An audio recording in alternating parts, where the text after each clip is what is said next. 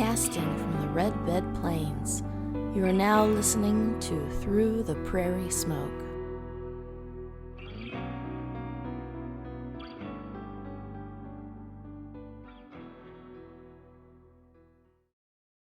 What'd you bring to smoke today? I brought a couple of things, actually, because it sounds like this episode's going to be 3 days long. West Tampa, Circle of Life. And I have no notes on it. Yeah. Because it's the first time I'm smoking it. Oh. And You said Circle of Life? Circle of Life. Yep. So I am smoking Cornell and Deal's Briar Fox. Have I smoked this on the podcast before? Briar Fox, I don't think so, but you have talked about it. An exceptionally smooth blend of Virginias and Burley. Briar Fox is pressed into an old-fashioned crumble cake, making it easy to prepare for whatever consistency you prefer. Its flavor profile starts with clean tobacco taste, heightens complexity at mid-bowl, and finishes with a spicy character that will make you come back again and again. Sale only allowed in the United States. Only in the USA. Yeah, you see this little brownie here? Yeah, I noticed you pulled that out. So it's the, what do they call that, the cake? Yeah. Little crumble cake. And there's lots of crumbles from... I've smoked this before. I just don't know if I've smoked it on the podcast. I really don't think you have, but I know you've when we've been hanging out.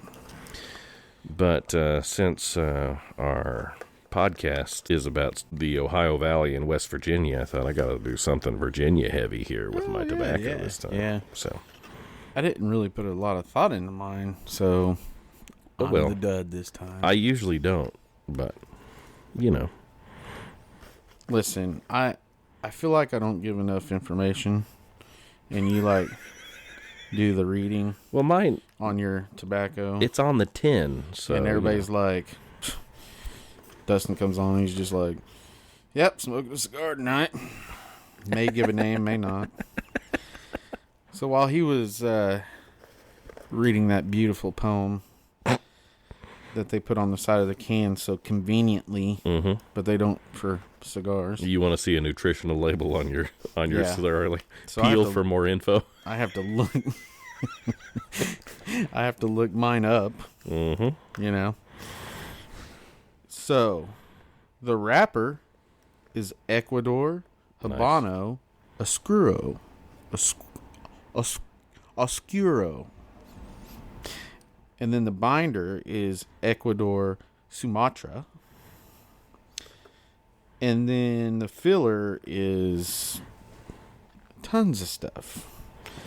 Condega, Corojo 99, Dominican Republic, Esteli, Jalapa, Liegro, Nicaragua, Seco, and Viso.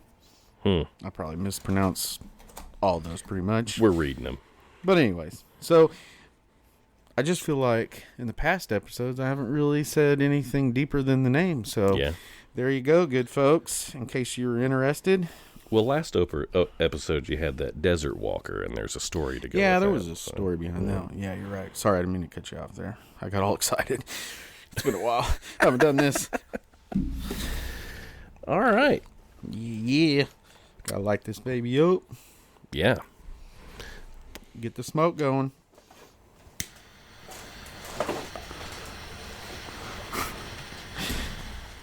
Enjoy some of the fine sounds of the beautiful stick being lit. Sorry, folks. Usually we're already puffing on this stuff. Well, me anyways. What's that supposed to mean? Well, a lot of times you pack your pipe while we're talking. Yeah. But usually I have my cigar already lit, and so people don't have to hear the Well, normally you're just off work, I think, and so you're getting here and you're like, dang, I need to smoke a cigar. Dang, God, give me one, please. And so now, we got to, you help me load the truck. Yeah. So we were distracted at the I beginning showed of up this. and was like, hey, how about we lift this 2-ton toolbox that I have into a truck that stands maybe 4 feet off the ground because it has a lift kit. No, it doesn't have a lift kit. We're good. We're good. And it wasn't 2 tons. It was probably 1. But after I got me some good old leather gloves for my pretty paws, we got it done. Mm-hmm. All right. So, Dustin. Tyler. I'm super excited about this episode.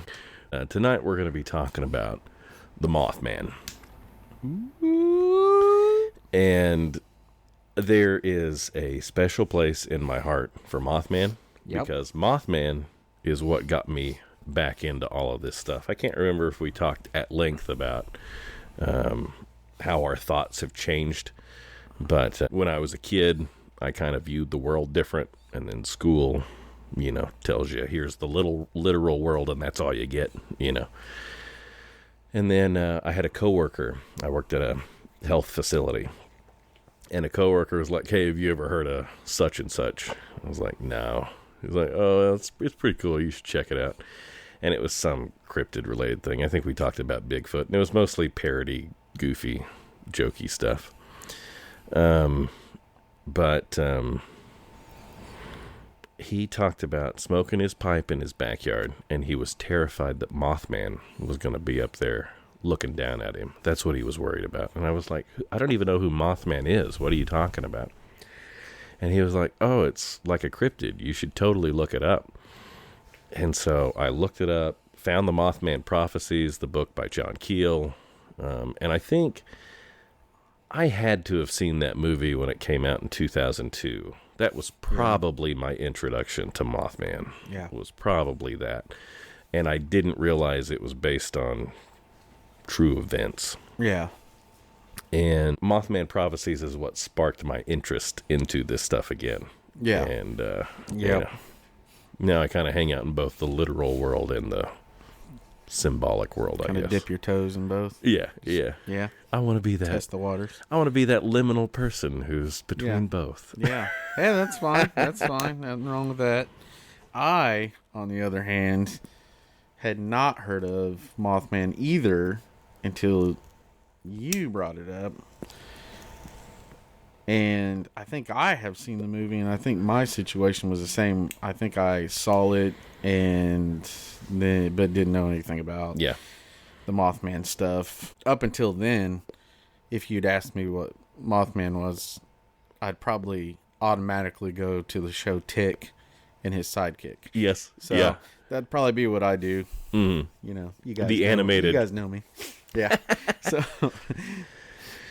So let's speak more generally at first. So we're talking about a humanoid with wings, essentially, is what we're talking about.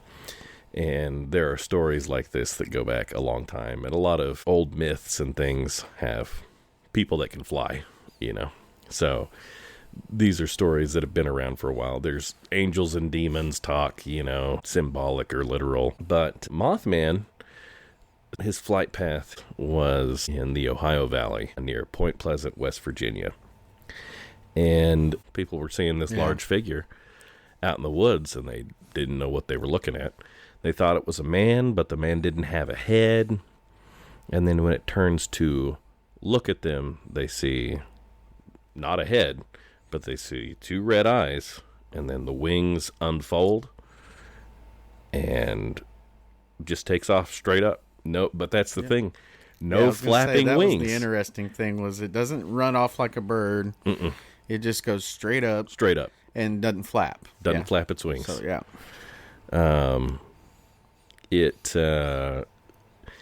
we'll get into some of the sightings here in just a minute, but I wanted to read from John Keel's Complete Guide to Mysterious Beings. We've got a description of Mothman in here. Oh, yeah? Of Awesome. course we do. Okay. All right. Height, between 5 and 7 feet tall, usually described as taller than a good-sized man. Okay. 2, breadth. Broad at the top with slight taper downwards, always described as very broad, much broader than a man. Covering. Interesting. Witnesses have been unable to determine if it is clothed or covered with skin, generally described as being gray, though some thought it was brown. One witness thought it was covered with gray fur. Daylight sightings of others do not substantiate this. Head. Seen from the back, it appears to have no head. Few witnesses reported seeing any face at all.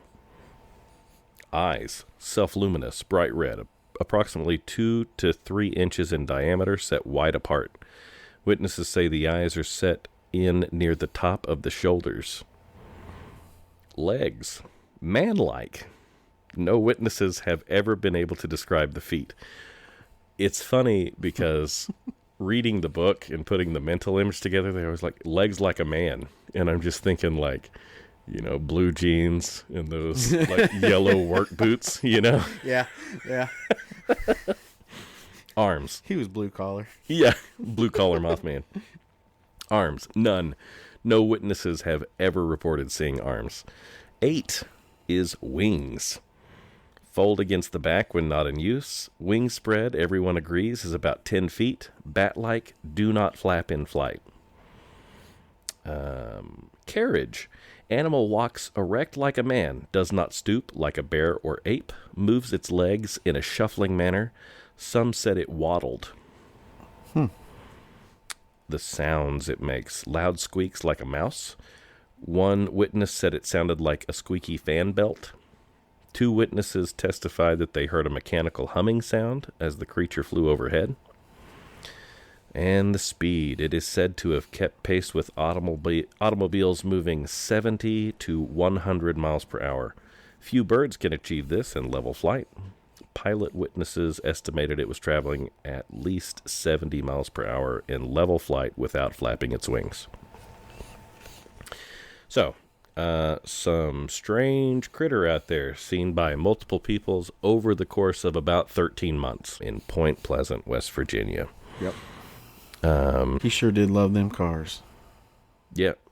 And that's one of the things about cryptids. Normally, if you are in a car and you see a cryptid, it's running away from you. Yeah. But this one, on the other hand, is giving like, chase. It is pursuing. Yeah. But it might just want a hug, you know? Yeah. Nobody ever asked it what it was up to. Maybe it never had toys. Maybe. Growing up. Yeah. Like, oh, and, you know. So like, hey. Bright lights. Look at that. I'm a moth. Yeah. Oh, yeah. Reading all that, my pipe has gone out, so I'm going to relight this. Now, in my outline, I have said, let's talk about some key witnesses and their perceptions.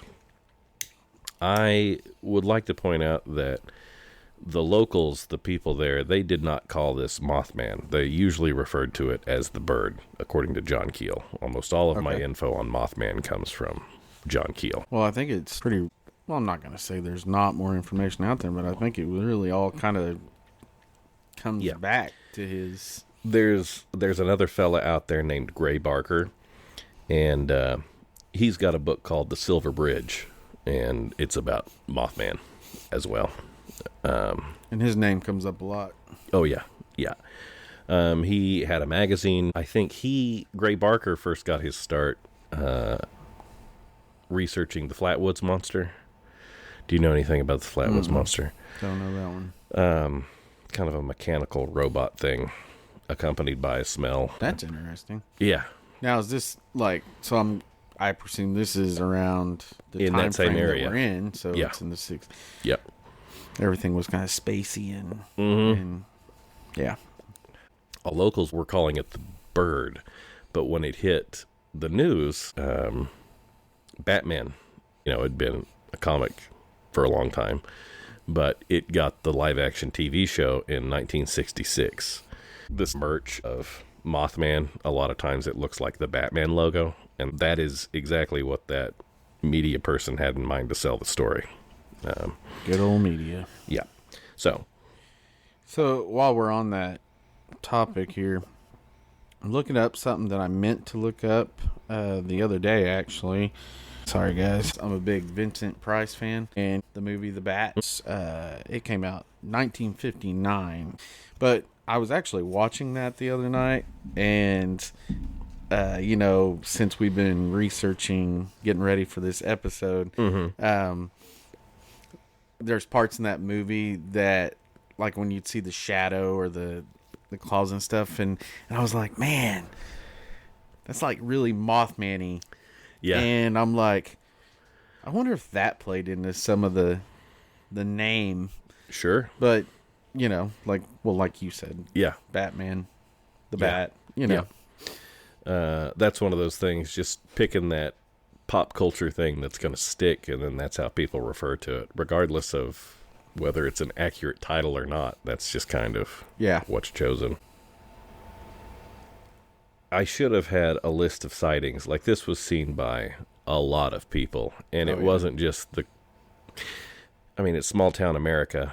I wanted to say it's not just cranks and weirdos, but it's small town America, which that's what we are in small towns. Yeah. Bunch of weirdos. But like well-to-do people, respected people. And the downside of that is when you're looking at it from the outside and looking in, like if, say you're from the city and you're looking in on these stories and where they're located, you're like, oh, those are just some, especially being in West Virginia, they're probably like, oh, they're just some backwood people that are less educated. You know how people think. Yeah, of course. So I think that kind of plays against them in their credibility. Although these people could be smarter than that person. And that's the thing. So all along the Ohio River there, it's a bunch of factories producing chemicals and stuff. It was hugely important for war effort and stuff like that. So it's like there are people who are involved with national security and stuff like that are in that area. There had to be some intelligent people running these things. Of course. I want to talk about the human aspects of these stories. These are your friends and neighbors who are seeing these things. And one of the first people to make a report, I think it's interesting because I was doing a lot of photo scanning. After my grandmother passed, I scanned a bunch of her photos. But we're looking back through some of these photos that are from her young adulthood, and I'm seeing just these couples hang out in cars. They're just driving around, and that would be the 50s. Yep, in the mid 50s. Yeah, and so it's like this takes place in 67, but here are these young couples who are still like, I don't know, let's go hang out. We're just gonna go drive around. Yeah, I mean, what else do they have to do? Yeah. And like I said, this area in the Ohio Valley, they did a lot of chemical stuff. There was a lot of dynamite and things. It was important to the war effort. But after that, they just kind of left all the infrastructure there. The buildings are there. They're referred to as igloos because that's what they look like. And sometimes you can see things like this on highways around here. Yeah. They're just some storage dump where you put stuff. I always wonder, I'm like, why is it sitting, like, why is that still standing there? A lot of times it may not be anything historical, right? So, like, I mean, you'd understand if it was historical, but sure. But I think I don't know the cost, but I imagine it cost a lot of money to tear them down. Of course it does. This place. Yeah, so I think a lot of people just like, we're going to paint it to match the surroundings, maybe, and then we're just going to just go out there. Just paint some trees on it and some grass. Total Wile E. Coyote. Put a cow over here, and be like, oh, you're driving by off the highway, and you're all like, man, that's a cool cow. There Why every is there time. a window there?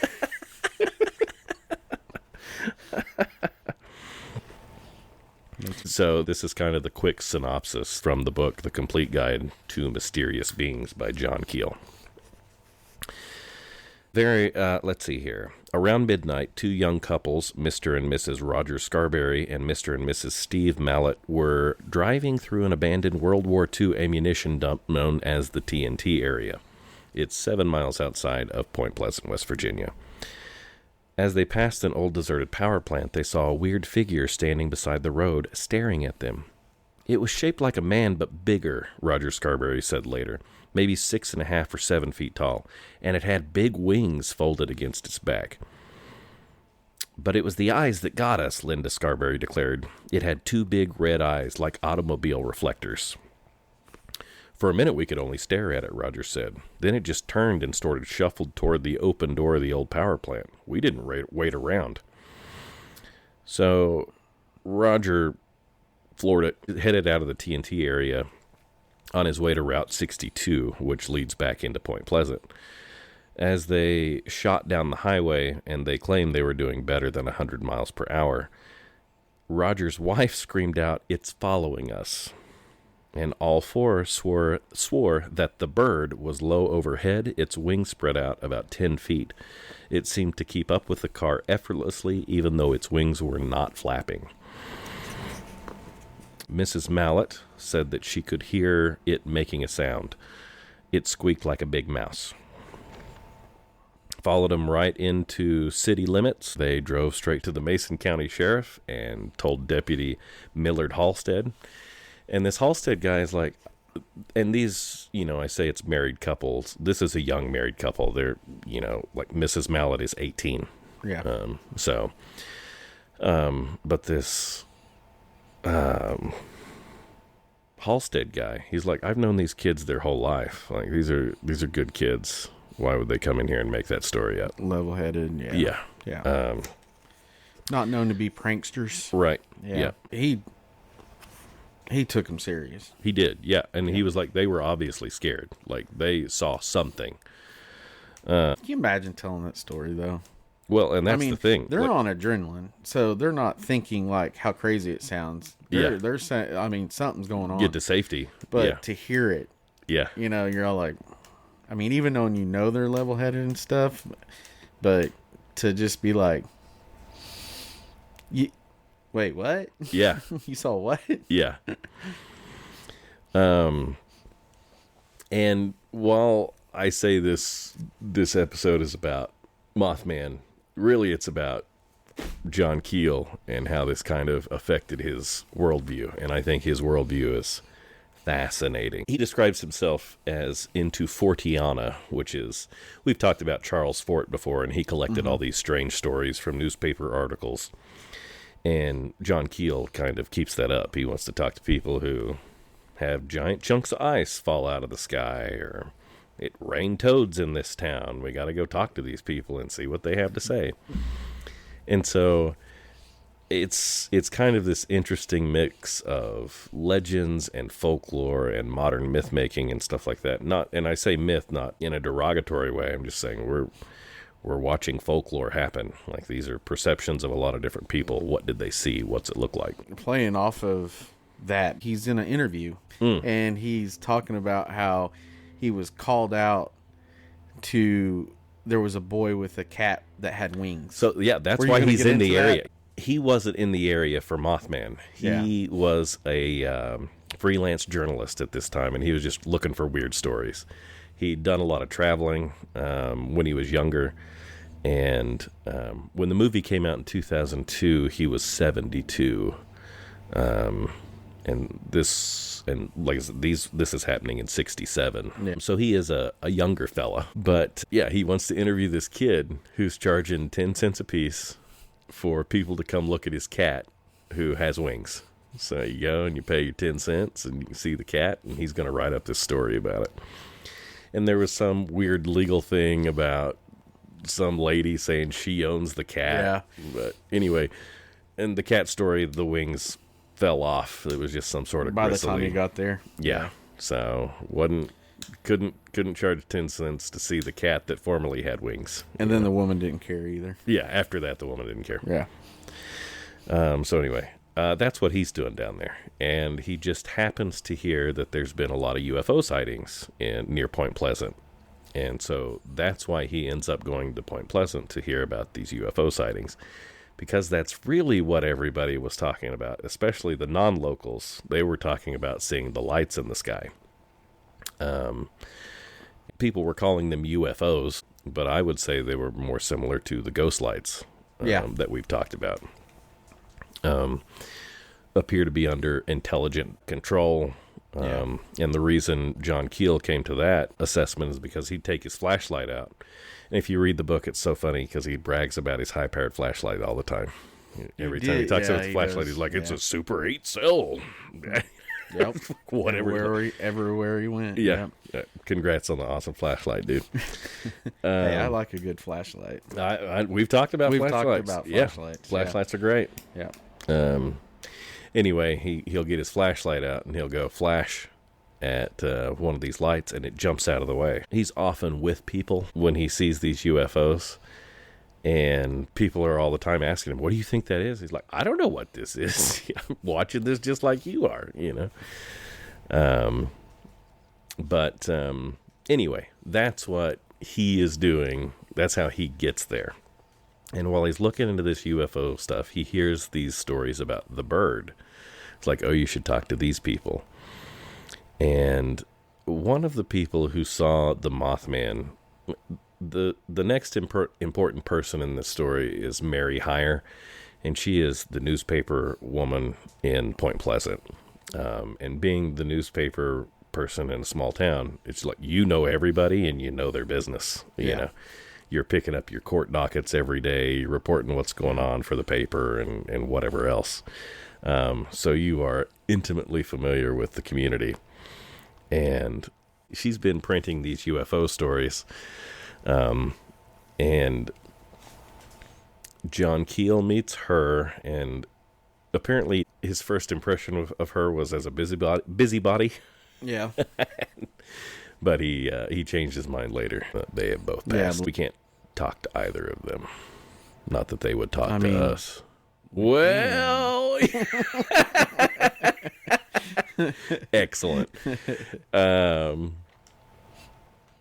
and I guess we could, we're making a joke about spirit communication, but John Keel, one of his first experiences was hearing knocking in his attic. Yep, 12 years old. Yeah, and he was able to communicate or get these raps to respond. Yeah. Yeah, so. And I wonder, and this is serious, I wonder if he had known about or read anything about the Fox sisters. He apparently read all the time, and early on he tried to do some sci-fi stuff, but then I think he found out there's weird stuff happening all around that. Yeah. We don't really. I do have a question. Sure. As we're going along, I'll probably have a lot more questions because Tyler is like a whiz at this stuff. I'm no expert, but I am into this stuff. Yeah. He meets Mary. Mm-hmm. Does he meet Mary before or after this incident that we'll talk about later? I can't remember how the first meeting. I could look this up and find this out. But when he is first talking to these people about the UFOs in Point Pleasant, they're like, no, we need to talk about the bird. And hearing about the bird, he's like, will you take me out there? And I think Mary Heyer is in that group, and there's a couple of other people that are in that group as well. This may be the Scarberries or the Mallets that had that sighting. Yeah. And I say Mallet for the last name, but it may be Malay. I don't know. That's why we have a segment. That's right. Yeah. That safety net. Right. So we're just going to talk. Yeah. Anyway. So he goes back out there with some people to where they had this initial sighting, and it's at this old power plant that's not in use anymore, but you can get into it, apparently. And this is called the TNT area? This is in the TNT area. Yeah. And so they go out to this power plant, and there are some people who are like, we're not going in there. But some other people go in there with him. Yeah, and two other people. Yeah. And they don't see anything until they make their exit, and then the woman who is with them, who has been calm and nice and pleasant and... Was that Mary? It was not Mary. It wasn't Mary? No. Okay. But she suddenly screams as they're leaving, it's back, there it is, we've got to go. And so everybody's running and freaking out and screaming, and They all are thoroughly scared and back of their vehicles. And, John's like, I didn't see anything. And they're like, well, he was there. So Keel goes back in to go look for whatever she saw at the exit. And when he goes back in there, he doesn't see anything. He's not seeing anything there. And he's just like, these people are pulling my leg. And he goes pretty deep. Like, he does a pretty deep search in that building. Mm-hmm. Yeah. He is used to traipsing around strange places looking for wild stories. So Ain't afraid no ghosts. Right, yeah. But anyway, something else strange happens out there. A police officer comes out, I believe, and his radio starts going crazy, but his car is off. The radio's off. It has no power, but suddenly the radio is just blaring this staticky noise. And some people hear a noise, but other people do not hear the noise. And one of the young women in the group, her ear starts bleeding. And so that's why Keel is like, okay, something's going on here. Yeah, because while he's inside, there's a loud metallic noise. Yeah, that he did not hear. That he didn't hear at all, which he describes that he didn't step on anything that would have made noise. He didn't knock anything over. Yeah, they thought it was him. He was like, yeah. And they saw something exit the back. The policeman also saw the person exiting. They thought it was him. But when he walks out the front or whatever, and they're like, I saw Bigfoot. He was going through a trash can back there. So everybody's thoroughly freaked out. They leave. Keel thanks them for their stories or whatever, but then he's like, I'm going to go back out there. Like, I didn't see what they're talking about. I didn't hear what they're talking about. That lady's ear was bleeding. That's real weird. So there's something going on. That radio, that was real weird. And so he drives back out there. This is 7 miles outside of town. And as he's driving around out there, he encounters a spot where he doesn't see anything, but he just has this overwhelming feeling of dread. And at this point in his life, he had traveled all over the Himalayas looking for the abominable snowman and stuff like that. He's talking to monks. They're astral projecting, and seeing things in other places. Like, he has been out. It's fascinating for how young he is and how much traveling he did. Yeah. I thought that was really cool. Really interesting. He's interested in snakes. He calls himself an amateur herpetologist. And he just has all this strange knowledge about snakes. And so he tries to go meet the snake charmers, the traditional snake charmers. He's just collecting these stories and talking about these stories. And it's not, he encountered plenty of hoaxes, but then there were others where he's just like, there's something going on here. It has like 30-something books out or something? Yeah.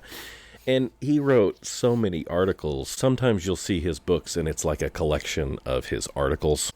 Some of those things, when I didn't really realize what he was doing, I'd read some, like, this is worded strange. This isn't how he worded this before. And what I've come to realize is like, well, he wrote for different magazines. So this was written for a specific audience. And what got him into UFOs is Playboy was like, go get to the bottom of this UFO stuff. And he's like, okay, I think he's going to go write this piece about all these cranks out seeing stars in the sky and thinking they're moving. Is I imagine that they didn't give him money, but they gave him a lifetime subscription of Playboys. You think that'd do it? I think that's why he did it. Yeah. And maybe that's why he didn't come out and be like, no, this is a hoax. I have to say at least one dumb thing every episode. Ooh, that's a new segment. Dumb things Dustin says. We'll have AI write some music for that.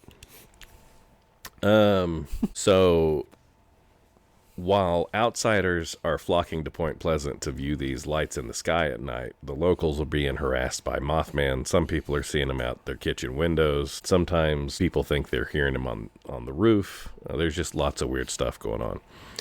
And then as the UFO stories start getting published in the newspaper, Mary Heyer in the office starts getting some very strange characters that come in to chat with her. Yeah, these stories are creepy. It's so weird. Yeah. I think one of the first experiences she had, a shorter person came in. And I don't know, I think she describes him as being like 4'8", and wearing really thick-soled shoes, wearing a suit that's not quite in style. Everything looks new. I think he's got some big glasses on. It's weird and unusual. And he comes in and he says he's looking for something, and she's not able to help him. And he's like, "You've been writing a lot of UFO stories, haven't you?" And she's like, "Yeah." And he's like, "What would you do if somebody told you to stop printing those stories?" Like, well, I'd probably tell them to get lost or something like that. Yeah, because Mary don't take shit. Yeah, apparently that's the way she is portrayed in these works. But she sees him looking at this pen on her desk, and he's just looking at this pen and staring, like fixating on this pen, and she's like, "You can have that if you want." And so he reaches out and grabs it and like cackles and then runs out. And she's just like, what was that? And then while these UFO stories are going in the newspaper, more people are seeing it. Outsiders are flocking in to see this thing. They're seeing a lot of outsiders, but there are some that are really sticking out, and it's all these dudes in suits and sunglasses and top hats. And there's some of the strangest things going on. There are phantom photographers that are showing up and taking pictures of houses. They show up in Buicks, in Cadillacs, and they're black. And if they're at night, they're not driving with their lights on. People are taking the tags down, and when their tags are run, they're not matching anything. A lot of speculation is that this is the government. Yes, government. And he brought up a good point in his book where I was like, because I've always wondered this outside of this in general, is they were seeing these guys.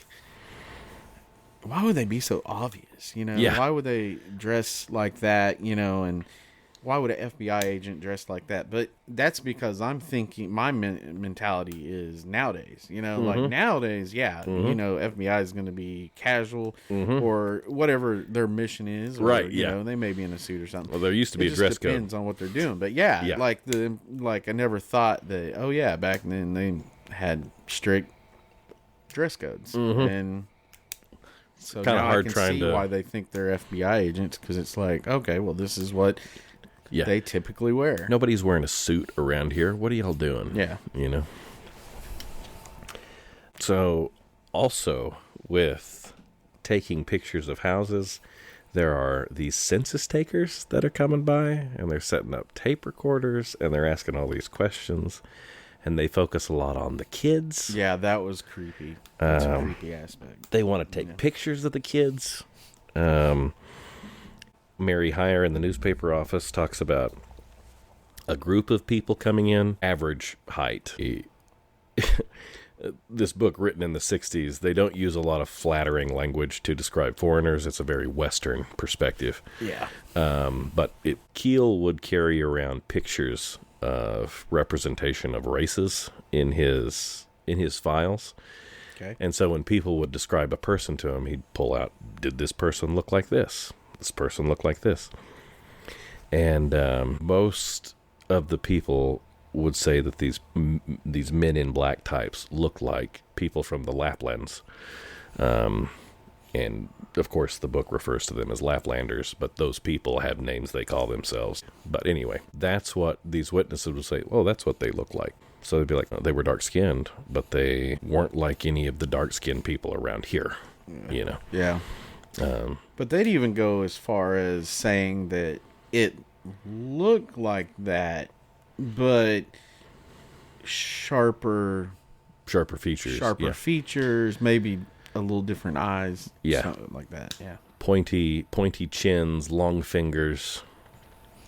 Yes, long fingers is a very common thing we'll run across in a lot of witness stories and stuff like that. Yeah. Another strange encounter. So Mary Heyer had that encounter with the short person. There is another group of people, and I can't remember Edmondson,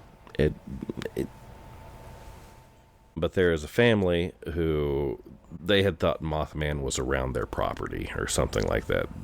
I don't know if they were eyewitness, but they were somehow connected with these cryptid sightings.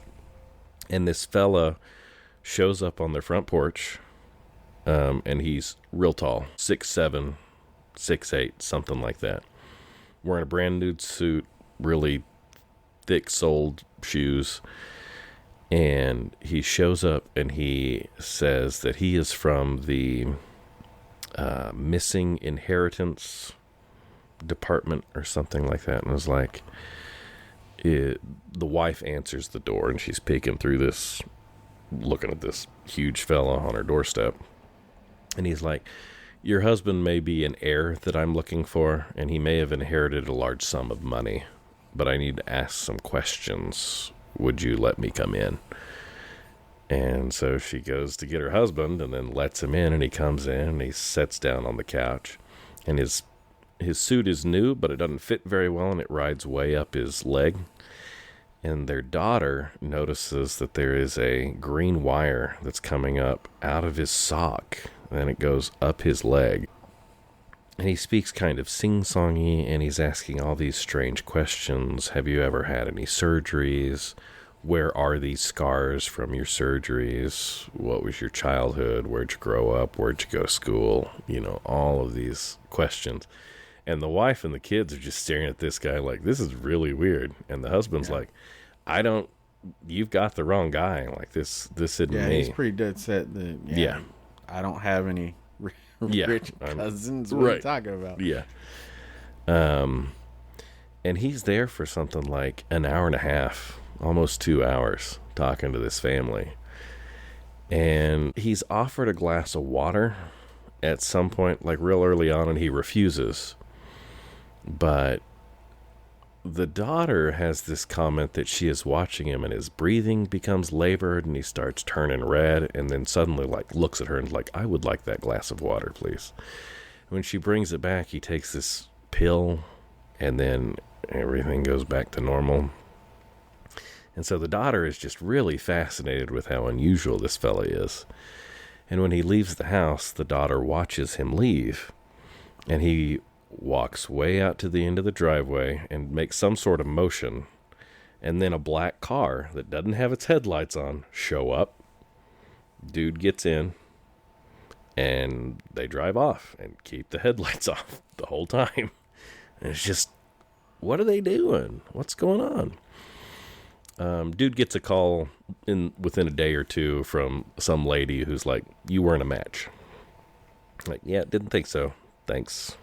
You know, but just what a strange. Yeah. An interesting note from that story, when he's gathering all of his witness notes and stuff like that, interviews that he's conducted himself. Kill is who I'm talking about. Yep. Sorry. The interesting fact about that was that was the only time throughout his whole, research or whatever, that a wire was brought up. That was unusual for all of his stories that he heard. It was like, what is he wearing? Heated socks? Like, what's he doing? Yeah. I giggled at that. Yeah. We don't even have that right now. Yeah. That's one of those things. We've got heated jackets, USB. The batteries, though, that's what's holding people back during that time.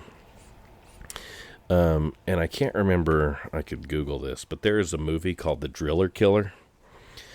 Driller Killer. It's not very good. I don't necessarily recommend it, but what I like about it, we've got plug-in power tools, and look at how dangerous this drill could be. This plug-in power tool. Like, what if people could take that and transport it? And so it's like, well, there's this brand new belt you can get that's got these giant car batteries hanging off the side. You can just plug your power tool right into that, and that's the thing. The killer can't keep my pants up. Yeah, the killer gets one of these belts and plugs the drill into that and runs around town drilling people with his corded drill. He could not have been getting around very fast. No, absolutely not. Can you imagine? You know how heavy car batteries are? Yeah, and I'm exaggerating. It I wasn't know, that big, it's but just funny. yeah. Mm-hmm. Also, that brings up, like, when you see those movies, like, I can't think of one off the top of my head, a specific one, but when you see those movies where there's like a fight scene, and maybe it's like in a kitchen, and the guy like grabs one of those like electric turkey cutters, and he starts like running at him, and it unplugs, and then he's just like, crap. Yeah, throws it or something because it's useless now. Anyway, so no, probably wasn't anything battery operated at the time. So, Mary Hyre has a niece who she is one of the only witnesses of Mothman who describes a face. But she said there is a face, and He's very handsome. that is not what was said. But she experienced conjunctivitis afterward. Her eyes got red. Yeah. And some of the other witnesses had that as well. And that is a typical UFO thing. When you see the bright light, your eyes can sunburn. That's if you've ever been skiing or around here. There's the salt plains. Yeah. The sun bouncing off of salt or snow, you can get a sunburn from that. So anyway, that is typical UFO witness symptoms. Red eyes. I don't think it was related to any of the Mothman stuff in particular, but Keel had that one time in his experiences where his eyes got red. And it's not just, oh, you've got red eye, you got really high and your eyes are dry. It's like, no, a bright light hurt your eyes. He said it felt like you had sand in your eyes, like, but you don't. And, yeah. Interesting. It is interesting. That happened to Connie and her husband. Yes. It happened to her husband while they were driving. I mean, some of the people who saw that was the response, So, okay, we've got the weird creature sighting. We've got lights in the sky. We've got Men in Black type characters asking really strange questions about family history, kids, taking pictures, just being strange. Several people have asked Mary Hyre's acquaintances, what would Mary do if she were told to stop writing these stories? And so this was a big thing where it's like, well, it's the Air Force telling people to stop talking about UFOs. And that's been a thing for a long time. And Keel was like, this isn't the Air Force. We should also talk about Lanulos and Indrid Cold. Yeah. Another creepy story. And it's one of those things, like, a lot of people have strange responses to these things. I always notice the absurd and just think, this is goofy. And you sent me a link with Woodrow Derenberger's interview, and that happened the day after he had his first experience. Yeah. And so it's fresh. I didn't even know that recording existed. I have read Woodrow Derenberger's book. I just had never bothered to look for a recording, but you can hear his story. It's a great interview. Yeah. It is. Yeah. So here's the story. This fella's a salesman, Mineral Wells, West Virginia. That's where he lives. He drives a cargo van, selling sewing machines, stuff like that.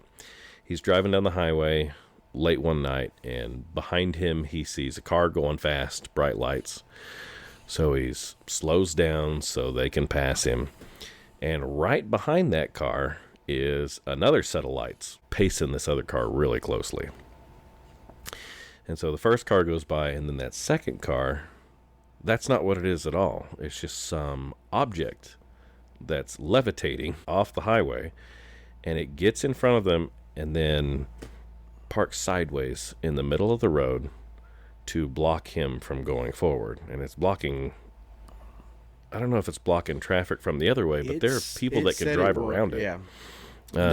He said that it covered the whole highway. Yeah. Yeah. So this object stops in front of him, and he is losing his mind. He is like, what is going on? And he describes this object as aluminum, but not super shiny. You know what shape they say it looks like? What do they say? That's related to our show. Looks like a cigar. Yeah. Yeah, a cigar, or Probably also, a torpedo style cigar. You're probably right. Yeah, the torpedo style, because they talk about it kind of looking like oil lamp, lampshade. So that's it's got the description they said. yeah, kind of a bulb, the chimney. The first thing I thought was those kerosene lamps. Yeah. That were glass, and then it kind of like it was a tube, and then it the further it went down to the base, it went out. Yep.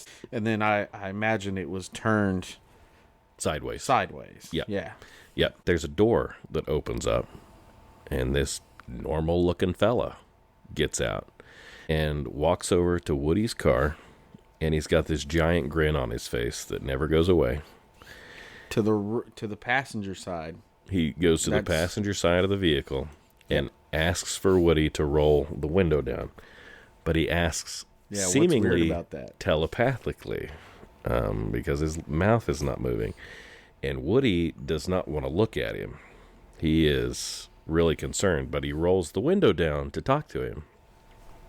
And even though there aren't any voices, it's all telepathic. And he's thinking a response, and that gets a response from the person outside. And it's like, what is your name? Where are you from? What is that place over there? What do you do for a living? Just very normal questions. But anyway, dude walks up to the passenger side vehicle and says, roll down your window telepathically. And while he does that, the ship that he just got out of just shoots straight up in the air. Yeah.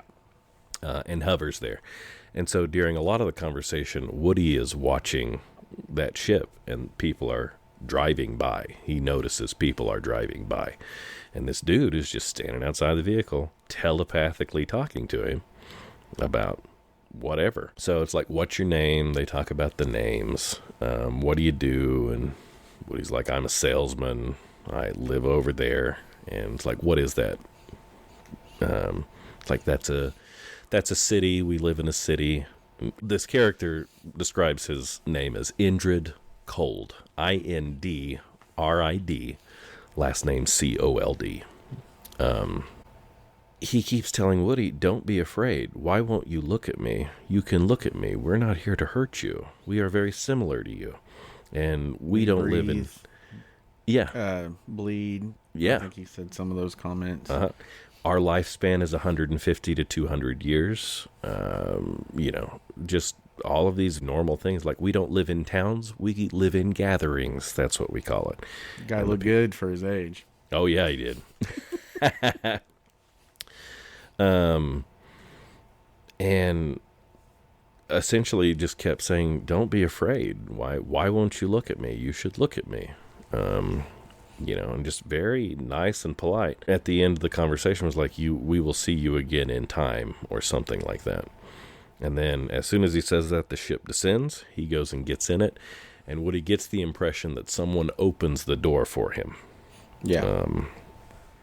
Yeah, because I thought it's interesting that when he's describing how the door opens and closes, that he referred to it as is like a regular automobile door. Yeah. He says it's actually opened. He saw another man's hand, and that's really all he saw, of which was dressed in the same. See, we haven't talked about how he was dressed. How he was dressed. Yeah.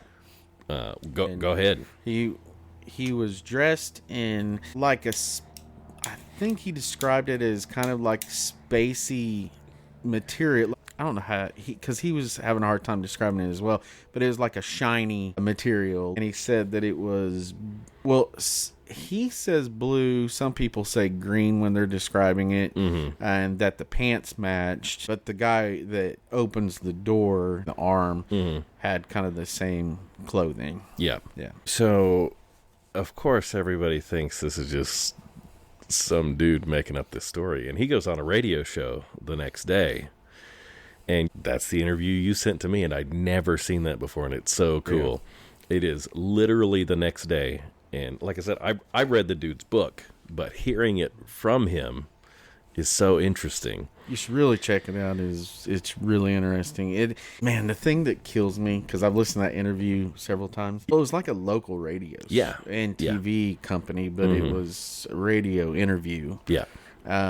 But they have a drawing of the vehicle that the injured comes out of, and I tried looking everywhere because I figured surely somebody has a picture of that. Yeah. And I couldn't find anything. But it's interesting because in the interview they're like, well, let's look at it. Does it look like this? And he's all like, no, it was like this. And anyways. So. Indrid tells Woody that he is from a planet called Lanulos, and everything is very similar to Earth. But before Woody had his interaction with Indrid Cold, supposedly there's this other fella named Tom who is in college, and he's got roommates. And he has this experience with Indrid Cold from Lanulos. And he tells his roommates, but he's like, I'm not telling anybody else this. People are going to think I'm crazy. And, they give him a hard time about it. But then, his first interaction with him, we'll see you again in time. Well, when he sees him again, they invite him on the spaceship. And they set him in this room, and he watches Earth get smaller and smaller. And it's 30 minutes to get away from the Earth or something like that. And then he just is sitting in there for what feels like hours. And then the screen turns back on and he can see another planet coming into view. And he lands in Lanulos and sees all these attractive people walking around nearly nude, and he's getting these talks about we live in gatherings and all this. Well, that happens with Woody as well. And later, when Woody is being interviewed, Tom's roommates come wake him up because he's sleeping. And they're like, you got to come see this. There's somebody on TV talking about Lanulos. This grinning man is showing up to other people as well. And regardless if they're being taken somewhere else or not, that's pretty weird, Those are some good friends. Yeah. To believe him. Yeah, no kidding. Because nowadays it would be like, yeah, be ridiculed. Be like, dude, shut up. Yeah, we'll get you some help. Don't worry. Yeah, we'll get you help. Bring it up again. We're gonna call the crisis hotline. That's where my weed went. Right. So Woody's story goes out and it generates a lot of interest. So people are coming out to interview him all the time. He's got a wife and kids. They live kind of in the middle of nowhere, and there are people showing up to his property to look for the UFOs. And while he is giving some sort of interview, Woody's like, oh, they're over the house right now. Let's go out and see them. And they go out and they watch a UFO in the sky. They watch this light in the sky that kind of hovers and floats around and then flies off. But then other times, all these people that aren't talking to him, they just show up on his property and wait to see a UFO. Well, Indrid and his buddy show up in just an old Buick or a Cadillac or something and wander in and talk to Woody for an hour and a half and then go and leave. Chap? Yeah. And everybody's out there like, where's the UFO? It's like, the entities just came here and left, y'all. They were in the car. Y'all just missed them. It was really just poker night. Yeah, of course. Yeah. Mm-hmm.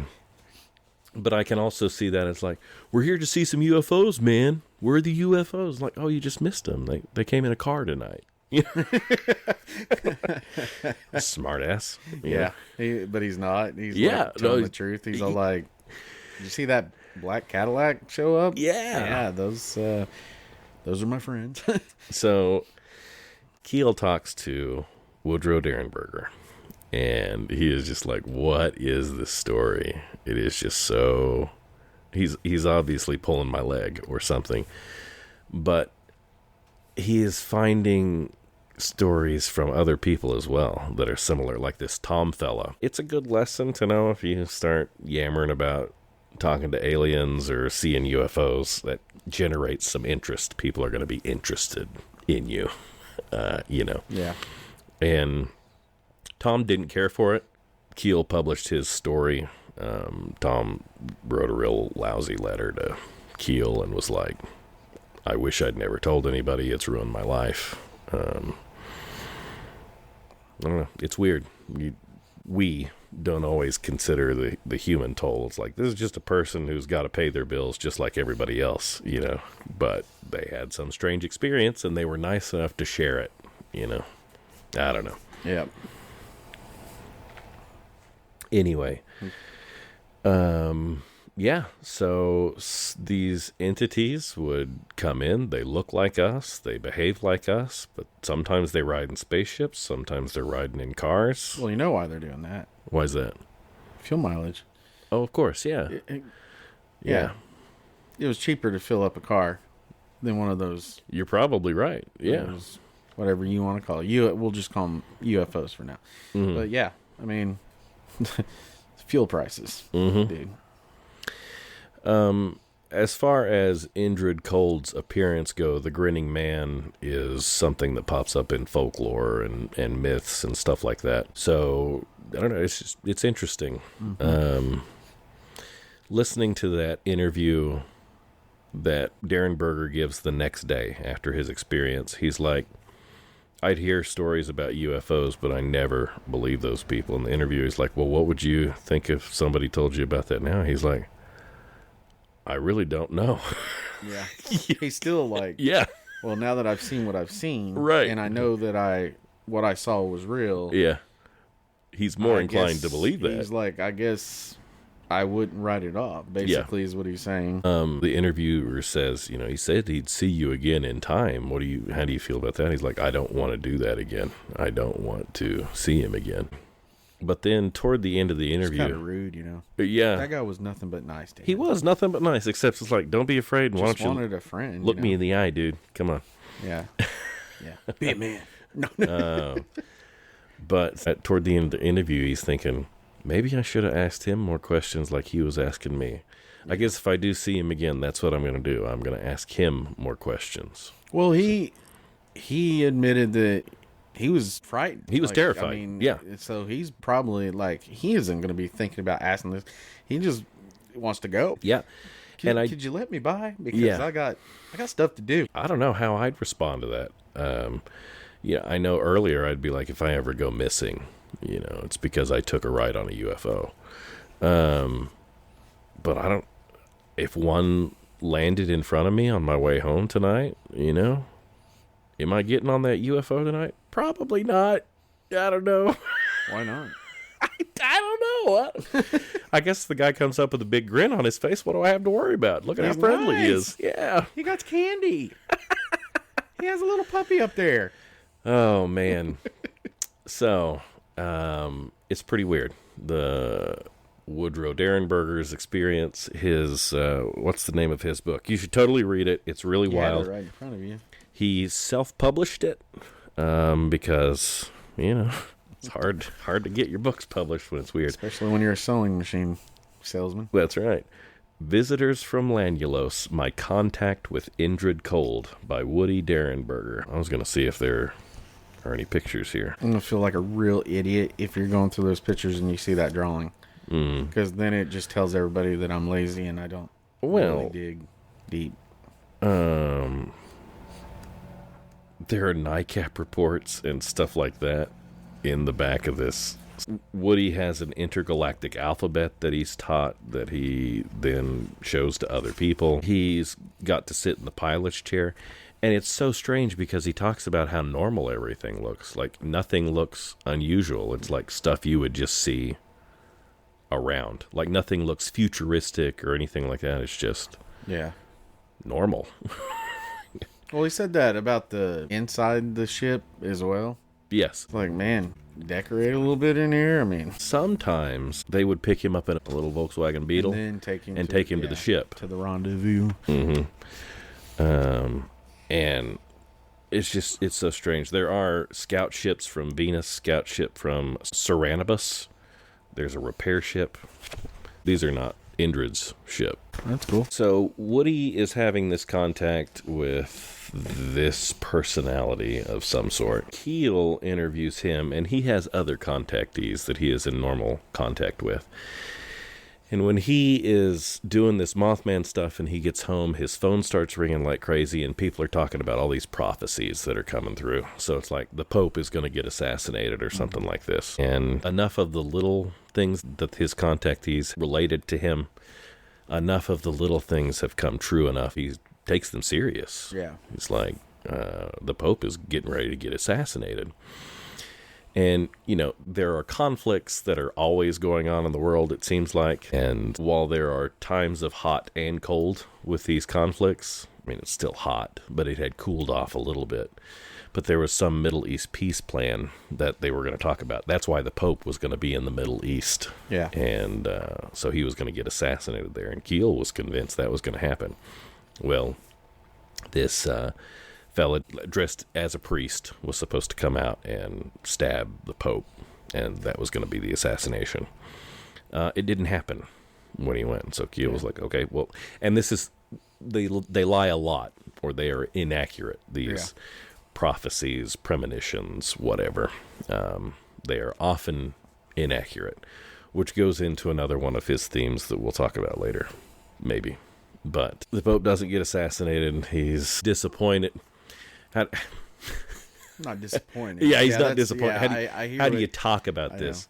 So he has lost faith in the entities talking to the contactees. His phone bill is going crazy. He's getting messages from certain contactees about other contactees, and as far as he knows, these contactees are at different parts of the world. He uses code names for them so they don't talk, because it's one of those things, like, if you are trying to verify something, you don't want your candidates discussing how they're going to meet your expectations. You know? This thing going on with his phone, people are calling to talk to him, but they're getting somebody else. They're like, no, Keel's not in, I'll take a message. It's like, who's in your apartment? Like, nobody's in my apartment, you know? And he keeps talking to the phone company over and over again, and his bills are huge. He's got these huge phone bills for long distance, but he's like, I don't call people. People call me. You know, I shouldn't be getting the bill for this. And so he's living in this apartment in New York, and he demands to see his phone line. And so for some reason, he convinces the technician to show him his line for his phone. He's like, oh, there's a splice here. It looks like this has been tapped. Well, who would have done that? And he's like, well, I don't know. How would I know that? It's not tapped now. And so it's just this paranoia that starts to set in. And when he gets his first overpriced bill for phone service, he marches to the phone company and he's like, I want to tour your facility. I want to see my line. Give me this stuff in writing. And he admits he's having a little bit of money trouble. He owes the IRS some money. It's like $400. And he's like, the IRS is going to tap my phone for $400, you know? And so it's just this, he's talking about his logical thinking of how this is working. I think he was on Southwestern Bell. Southwestern like Bell. Yeah. Ma Bell. Change carriers. That's what I say. Yeah. Surely there's... Who's the other provider? I mean, that's the thing. Like, yeah.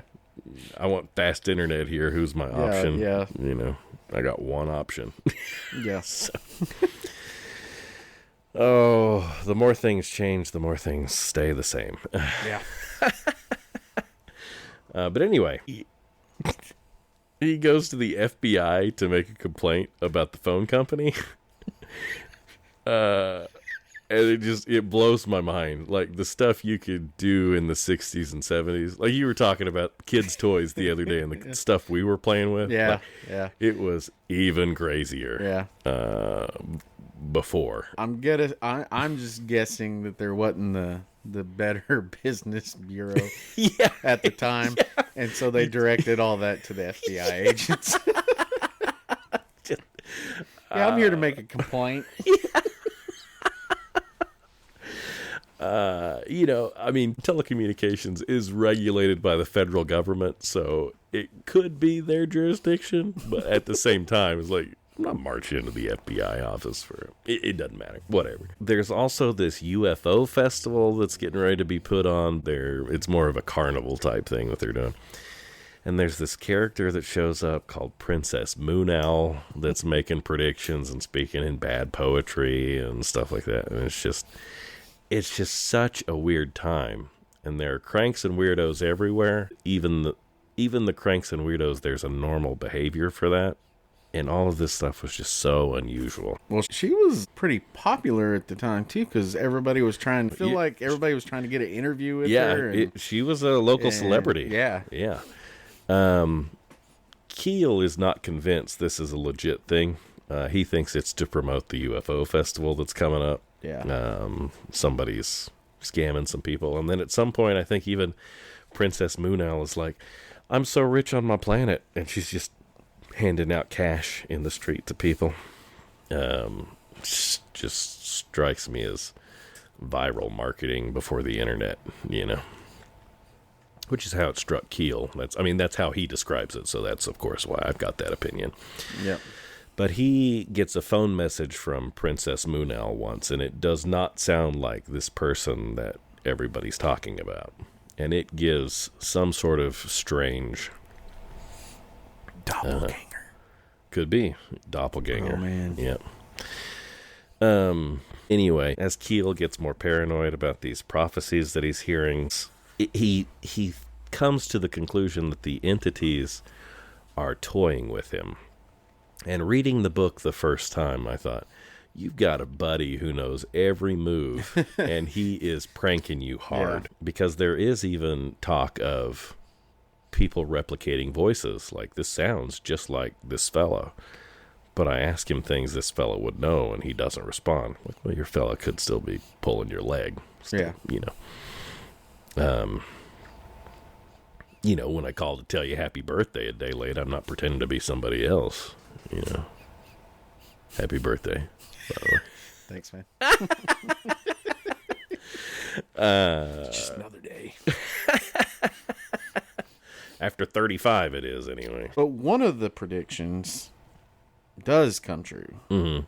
So it's one of those things after 9/11 happened, there were people who were like, I knew it was going to happen. I had this source. I had this premonition, And that's that opened up all kinds of conspiracy theories on that one. Oh, yeah. Yeah. But while we're on that, though, mm-hmm. in that one interview with Art Bell. Okay. Okay. Let's see, folks, I do this. I jump ahead, and then I'm like, oh, yeah. So we have talked about Art Bell on this podcast before, and it's such an interesting part of, I would call this Fortiana because I'm a fan of Keel. So he called it Fortiana. I'm going to call it Fortiana. It's the weird other things that happen. Well, Art Bell had Coast to Coast AM. It's also an FM radio, but he sit out in the desert in his trailer and broadcast his radio show.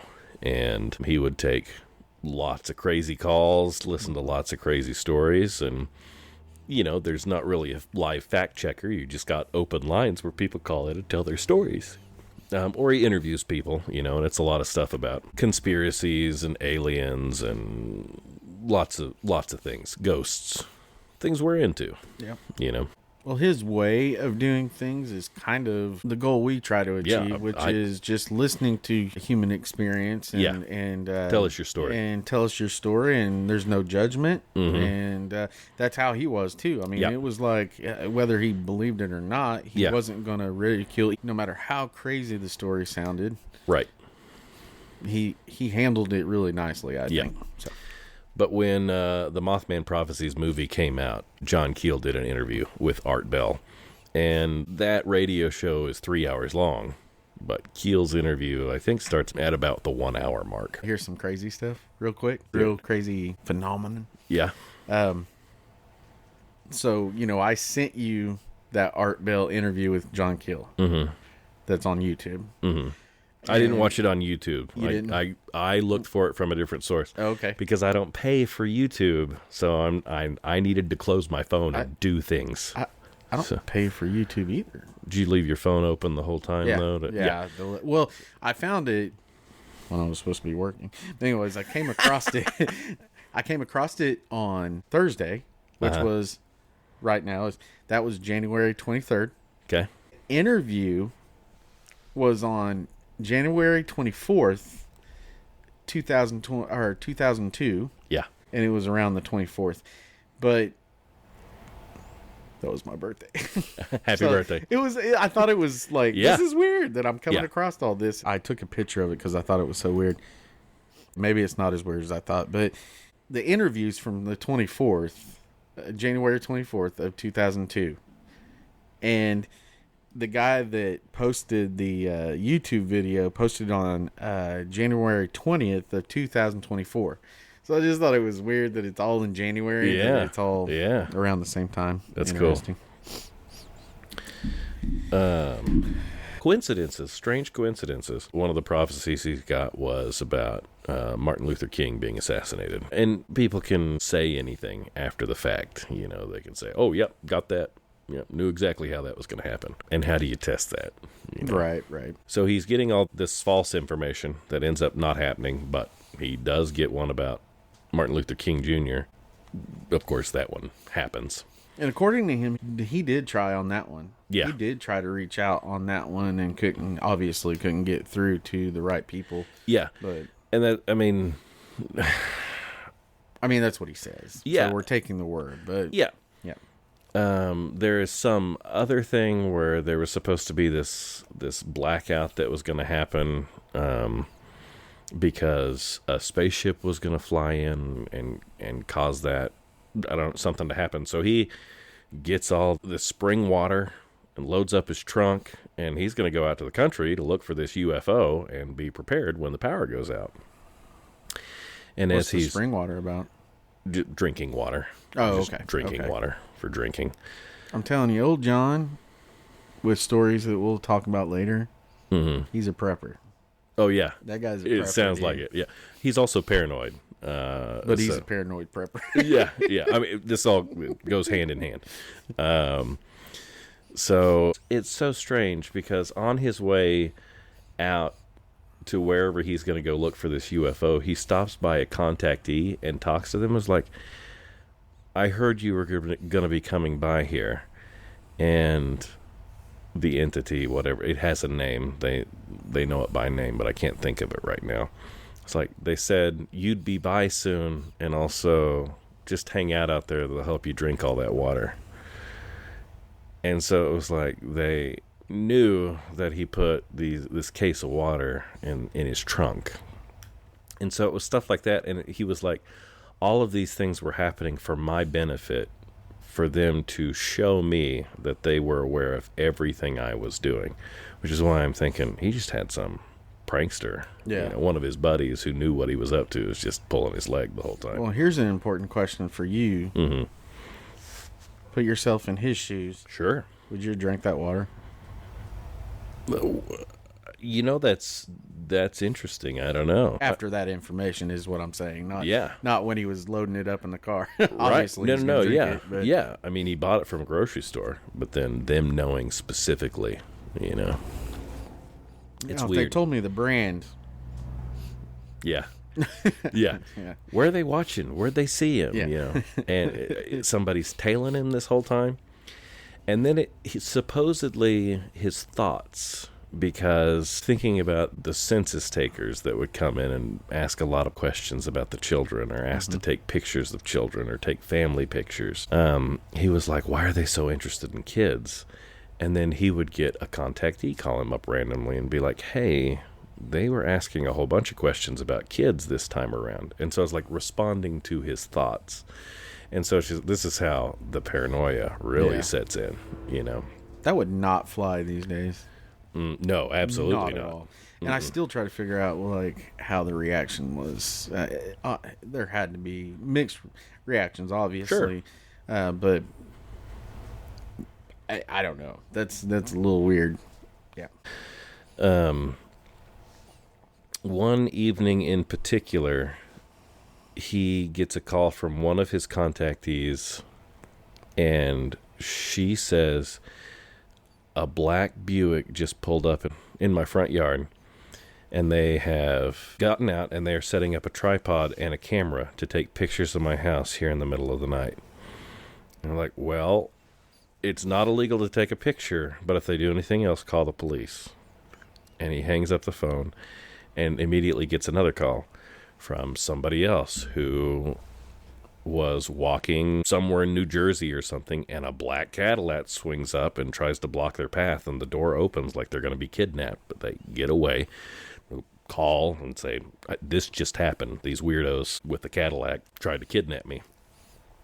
And then while these calls are going on Mary Higher in Point Pleasant, something wild is going on. She is trying to get in, and she ends up calling a friend. Like, I've got to deal with this. Will you call John for me when his line is free and tell him that these people dressed in black are messing around here with my stuff? And so all of it was happening at the same time. And he was just like, that was just proof to me that, you know, they're just demonstrating their control, you know. And then, oh my gosh, if you want to read do not start with this. If you're going to read John Keel works, don't start with The Big Blackout. But The Big Blackout really is his encounters with a local, I don't know if she's a radio personality or a television personality, but this person gets in contact with this other woman. I can't remember because their names are similar. It's like Jay and Jennifer or something. But anyway, she's having this contact with these men in black type characters. They give a name Apol. Apol, I think is how it is. What I call him? Apple. Yeah.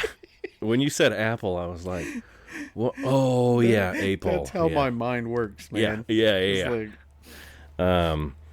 But they're just tormenting this gal, giving her pills to take and having her meet them places. Her parents are leaving the house, and suddenly these men in black show up to ask her all these census questions, and they want her to sign all these documents. She's seeing UFOs, and then suddenly she's talking about acquaintances being pregnant, and they're going to harvest these fetuses for some hybrid program, and it gets bonkers.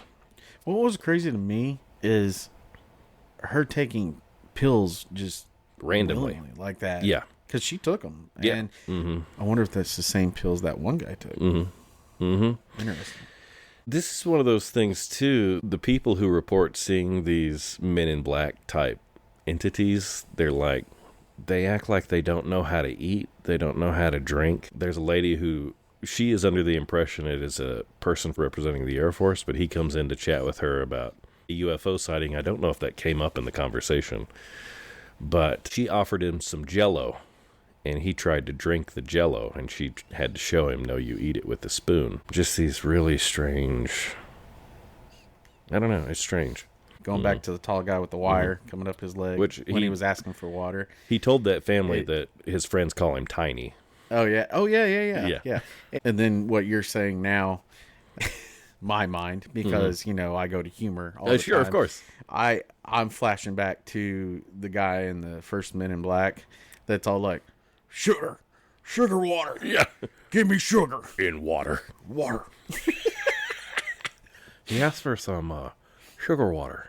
Sugar water. Yeah. Why is he doing that? Why, yeah. Yeah. It's funny, you brought up Men in Black. In the Coast to Coast episode, Art Bell and John Keel, they're talking about Men in Black being a comedy, and John's like, it's not really all that funny, And Art's like, no, I agree. Yeah. And, yeah. But sometimes, even in those comedy things, like I think Men in Black is interesting because it gets a lot of the spirit of some of that stuff, but it really leans hard into the absurdity, which is the way I go with that stuff as well. I'm just like, these people talking about the hurricane lamp that lands in the road and blocks traffic. Like, what are you talking about? What is that? What did you actually see? Wow. But the Big Blackout, all of the contactees that Keel is in touch with by mail or by phone, they start talking about this event that is going to occur. When the president lights the Christmas tree, there is going to be a big blackout, and it's going to affect everybody. Those are some strong lights. Yeah. Anytime I think of a tree lighting ceremony, I always think of Batman Returns Yeah, yeah. You know, and they've got the supermodel to light the tree, and she takes her cloak off. She's like, "How about that?" Just gonna light the tree. Wasn't that like in Home Alone too? The lighting of the tree. I mean, he goes to that's where Kevin's mom knows where to find him. Sorry, folks. My bad. No. I have a tendency to throw you off. No. That's why we do this. It's all very conversational. So there was the assassination attempt on the Pope, where some dude was dressed as a priest, tried to stab him. It wasn't in the Middle East. It was somewhere else. I can't remember. And this is history. I should look it up. And I was raised Catholic. I should totally know about this, but I don't. I know the Pope Mobile exists for a reason, but anyway, there was an attempt, but it was able to be thwarted. So it looked like, that was working out. And so anyway, we're coming up to this tree lighting, December 15th, 1967. Where did you say this was again? That would have been for Washington, D.C. D.C. Okay. Keel is at home in his apartment in New York. Okay. And he's got a friend over, but he's putting all these candles out, waiting for the lights to go out. And he talks about how his friend must have been like, "You are crazy." Like, yeah, maybe. But all have light. Yep, that's right.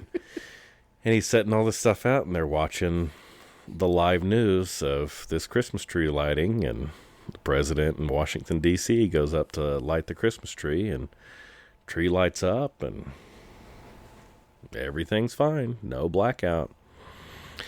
But then there's breaking news, and the network carries this bridge collapse that's outside of this place in Ohio, on the Ohio River, and he's like, there's no bridge there. The closest one is the Point Pleasant Silver Bridge. That has to be what it is. And instead of there being a big blackout, that bridge collapsed about the same time the tree lighting happened. So it looks like you're getting started on another one. What are you smoking now? We got the Angosaurus. Oh, yeah. Yeah. Cool. Yep. Nothing to write home about, other than it's a awesome cigar. Mm-hmm. Okay, well, where were we? Well, I was going to try to relight my pipe here. Oh, yeah? As well. You trying anything different, or you just no, the same? I'm smoking out of a ROP pipe today. It's got a real deep bend in it. Oh, yeah, that's the low hanger, huh? I think they call this a jaw hanger or something. I don't know. But if I hang it in my jaw while I'm trying to talk in a podcast, I'm just going to slobber all over it. So, not using it as it's intended. Unless you want to start talking for like 30 minutes straight here. I can do it. All right. What were you talking about? What were we talking about? We were talking about the big blackout. The blackout and another very big event that is a big part of the story. This John Keel is sitting in his apartment in New York. He's expecting the power to go out because all of the contactees, the entities that they are in contact with, are like, the blackout's going to happen when the tree's lit in Washington, D.C. Instead of there being a blackout, the Silver Bridge collapses in Point Pleasant. Now, does this happen on December 15th? Mm-hmm. Okay. Yep. All right. So I keep calling this the Silver Bridge. That's what it's known locally. It's painted in a way that looks silver, but it is technically the Point Pleasant Bridge. Oh, okay. This is the way that West Virginia and Ohio go back and forth. That crosses the Ohio River right there. Lots of people drive across it all day long. There's a stoplight at either end, and for some reason during that rush hour at 5 o'clock, December 15th, the bridge is loaded, and both of the stoplights on either side are stuck on red. So there's no traffic moving. They're just sitting there. And then there is a failure in the bridge, and the bridge collapses. Something like 50 vehicles fell into the Ohio River. A lot of the survivors went to the bottom of the river in their vehicles. Some of them are like, I don't know how I made it out. And there is one fella who gets out, but his wife and kid do not get out of the car. And he's like, I don't know how I did it. I remember being in the car, and then I remember gasping for air above the water. That has to be horrible. Yeah. Horrible. They recovered 46 bodies, never recovered 2 or something like that. And it's wild because a lot of people who were seeing the Mothman and had those experiences they were people who were on that We're on bridge. that bridge, yeah. You know. That's Right. one of the reasons the tie-in is. Terrible tragedy for the town. Small town. Lots of people died. It affected, some families lost members. Some families lost, the entire family, People are Christmas shopping. The movie makes a big deal about this, and it is something. Mary Hyre had a dream where she saw Christmas presents floating in water. Yeah. And that was, it was Christmas time, December 15th. People were shopping in town, heading home, This is around the time that some of those guys were coming around asking questions about the UFOs. And Yeah. So, Mary is working the news office. They're out there pulling cars and debris and stuff out of the river, including, bodies. And she's in the newspaper office, and in walks a dude who's like wanting to talk about UFOs. Yeah. She's like, "What are you talking about? She's How'd like- you get here?" And she's like, dude, I haven't slept in 5 days. Yeah, there's a crisis on hand. Yeah. That's what you want to talk about? So after that bridge collapse, there was a person who came forward who said the day before she saw people in plaid shirts climbing on the bridge. Yeah. But that can't be validated. And months later, when the official report came out on why did it fail, I think it was just one bolt or something, had a fracture in it. And the traffic during rush hour and the 2 stoplights sticking on red, just not moving anywhere, it was just too much. Catastrophic failure. Yeah. And it actually changed the way bridges were built and repaired. So anyway, John Keel was getting all of these prophecies from his contactees about this big blackout that's going to happen. Well, instead it was the Silver Bridge collapsing. And in John's perspective, these entities are telling me that they know what's going to happen, and they didn't want me to do anything about this. So they distracted him with the wrong news? Right. And I think it's a while before he is able to get back down there and talk to people and realize how terrible it was.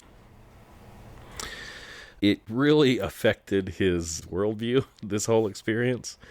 And with Mothman Prophecies, he initially wanted to title the book The Year of the Garuda, because all of the locals calling it the bird. Garuda? The Garuda, yeah. The Garuda is a divine creature in Hinduism, Buddhism, and Jainism. The Garuda is also mentioned in the Puranas and the Vedas. Typically, the Garuda is portrayed in one of 2 ways. One is a giant bird that's wings are partially unfolded. The other is a man with wings who has bird-like features. Okay. So anyway, but Keel wanted to call it the Year of the Garuda because it was most active for 13 months from November 15th, 1966 to December 15th at the bridge collapse, 1967. And then the Mothman sightings just went away. So he put this story on the shelf. It was almost 10 years before the book came out after these things happened. His buddy Gray Barker published the book The Silver Bridge. It talks about Mothman and Men in Black stuff. Gray Barker really got into the Men in Black stuff. He wrote a book called They Knew Too Much About UFOs. There's lots of interesting Men in Black stories. But Men in Black stories parallel fairy stories. Especially like the little fella who came in and took the pen and was just cackling with glee about getting this pen and running out.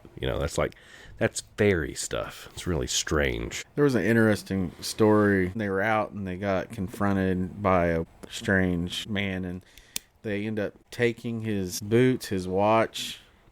Oh, yeah. Some of his stuff. Yeah. And then like other weird beings. Yeah, this is part of the Indrid Cold stuff, isn't it? Kind of, yeah. Yeah. And they're like they find out about it, and they're like, oh, those are such and such. Basically, almost kind of like they're like they just steal in things. My simple terms, it was like that's a different space race or different something. species. That something. Basically, they're all they bad. do is steal things. Yeah, and so we'll get it back. Is basically what they're like. We'll get it back. We'll take care of it. Yeah. And then like the next day, He opened his front door. His front door, and all that stuff is neatly put on. Yeah, his shoes were freshly shined for him, Yeah. and his watch was sitting in one of his shoes. Yeah. It's crazy. It's really weird. And it's like, dude, somebody is pulling your leg. Like, and it's really elaborate. Why are we doing this? Because we're bored, I guess. Like the Victorians. We don't have anything better to do. I was going to say that earlier. It was like the Victorians, bored as hell. Yeah. Sun goes down. We got to go look at lights in the sky, I guess. Yeah. I don't know. So Keel wrote this other, I think he wrote it at the same time as Mothman Prophecies. I don't know if they were supposed to be the same book. There are moments where it's like you could read them together. But the Eighth Tower kind of talks about Keel's view on the super spectrum and ultra-terrestrials and interdimensional stuff and time. And he's talking about these prophecies in particular. And he's like, if these entities can see the future, then the future exists somewhere in some capacity. And if they can do it, we should be able to do it. And that's...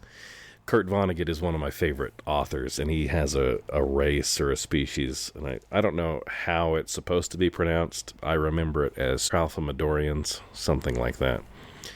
But they can see time, all of time laid out in front of them, and the best way I could describe it is like, if you've seen Donnie Darko, haven't you? Mm-hmm. In Donnie Darko, he has this moment where he sees this puddle in front of him, and it's like making a line through the house, and he's seeing the path he's getting ready to take. So it strikes me as it's kind of like that. But the Tralfamadorians see, it looks like we're caterpillars. If they look at a human, we look like caterpillars because we just look like a bunch of arms and legs all along our lifespan. You know? Okay. A weird way to view time, but that's kind of, I don't know, maybe how the future already exists. Super spectrum has some relation to Jung's collective unconscious. You know, there's the Gaia theory that the world is actually an organism and needs humans, so it pushes us in certain directions, you know, which is a neat theory and kind of along the same thought. But this stuff gets way out there, so you know, I don't know how much smoke we need to go through to get there, but that's a lot of smoke. Yeah.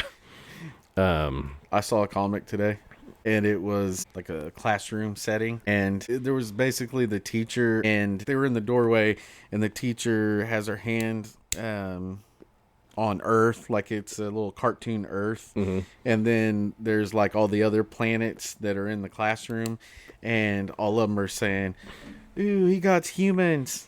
He got humans." Or people. He got people. Yeah. Anyways, that's funny. I know that's a little off, but I thought it was funny. So like I said, Eighth Tower is all about ultra-terrestrials and the super spectrum. Keel's Operation Trojan Horse is all about how UFOs are not aliens. There's no evidence for extraterrestrials. It is something more complicated than that. And we don't even know enough about it to ask the right questions. It kind of goes to your way of thinking. Yeah. With the people underground. Yeah. And that's what Operation Trojan Horse is. Basically, it's like, it's all coincidence based. When you're seeing a light in the sky over here, somebody else is seeing a light in the sky over there, and whatever is happening in between those things. Those are just the distractions. And if we could figure out where the other thing is, you know, wild. And then, like I said, if you want to read the crazy stuff about Princess Moon Owl, about Apol, about Jay Perro, all of the taking pills that are randomly given to you, mail being tampered with, your phone lines being tapped, all of that stuff is in the big blackout. Some of it's in the Mothman Prophecies. It is. Some of it is. Yeah. Mothman Prophecies came out in 1975, and then the movie with Richard Gere, 02. Came out in 2002. Apparently, Keel liked the movie. He thought they caught the spirit of it, and he talked about some of the things being very specific, like those things happened to me. Like, in particular, he's talking about the phone. And when I rewatched that movie recently, that's the thing I noticed. Like, even the opening scene, it's like you're following the phone call all the way through to the desk that the guy's working at, you know? Yeah, he really thought they grasped the atmosphere, the feeling, and it's unusual for authors to end up liking the movies that come out. Pretty cute. I'm guessing he paid his $400 IRS bill. I don't know. Maybe got around to paying his taxes. Wonder if he ever paid the phone bill. The phone still works. So he did find out. Like he heard from some other friends, like, I called you and some hippie answered. Like, nah, Mr. Keel ain't here, man. I'll take a message. And he finds out that the last two numbers of his phone are 48 or something like that. But somebody slipped and hit 40. And so he was like, well, tell everybody to call 40 if they can't get me at 48. Sometimes they'd get him, and sometimes they'd get this other guy. But he calls the 40 number from a payphone, apparently, and he's like, "Hi, I'm John Keel. Do you have any messages for me?" Click. That's funny. So anyway, crazy story. Mothman, as an entity, that's terrifying. Seeing some creature out there with giant eyes between the shoulders, giant wings that don't flap, flies 100 miles an hour, chases after you. He just wants a hug. Maybe he just wants a hug. Yeah, like you said. I don't know. Pop culture stuff. I'm like I said, I'm into Mothman. I like Mothman. But there are these things that's like, Mothman is real, and he stole my catalytic converter. Like, you can get that bumper sticker. Yeah, I mean, do they still have the festival? They used to have festivals. In Point Pleasant, they've got they have a museum. Yeah, they got a museum. They've got a statue out there. A big statue. The statue is based more on the pop culture concept of Mothman, as opposed to eyewitness sightings. I imagine a lot of that is. Sure. Yeah. Yeah, and that's the draw. Like, that's your tourism thing. Yeah. You know? Especially when a Hollywood movie comes out, you're really going to play off of that. Absolutely. For tourism and stuff. Yeah. Yeah. It's a Mothman episode, but Mothman's just kind of around. You know, he's not really the biggest story out of that area for the time. So. No, like we talked before we started, I was like, man, in reality, he's just a small part of that book. Yeah. But, you have any theories? Theories? Yeah. You know how this show, we love to put theories out. Mothman theories. Well, since the story of Mothman is like prophecies, men in black, UFOs, and a cryptid, I don't have a unifying theory. Yeah. Sounds like they're all separate in my mind. You know? That, and then it's also like there's plenty of theories out there. Yeah. Keel talks about, indigenous American beliefs about the land and things like that. And supposedly there are legends about essentially the entire state of West Virginia. It's like, avoid that entire area, Keel has this theory on window areas. There are places where things pass through easier. There's some Bigfoot documentary about, did Bigfoot kill 3 people out on some marijuana grow farm in California? And it's like, well, no, it's probably gang violence and drug-related stuff. But, let's talk about the story. Let's go look for Bigfoot in the marijuana grow. And they interview these 2 guys who are Bigfoot hunters or Bigfoot experts or something. And to me, they are the most interesting part of that documentary because the way they talk to each other and all that, it's like more of a human interest thing. And like, we disagree on what Bigfoot is and does. And the other fellow's like, what are you talking about? We don't disagree. He's like, well, you believe he can teleport. And he's like, well... And in my mind, this is kind of that thing with Mothman as well. Like, sometimes he slips in. He's not out there all the time. Like all these other cryptids, they're not there all the time. Sometimes they just slip through. In my opinion. I don't know anything, though.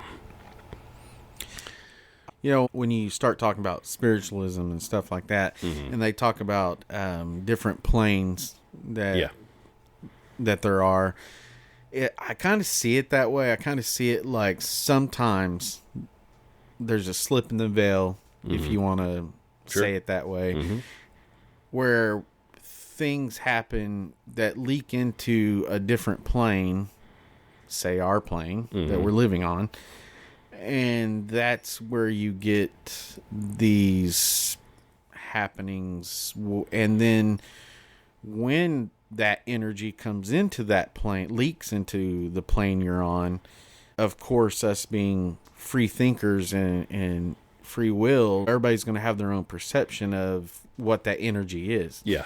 And then that also explains why, like, different eras of time, you know, going to the past, like medieval times, and you got the Victorian times, you got stuff like that.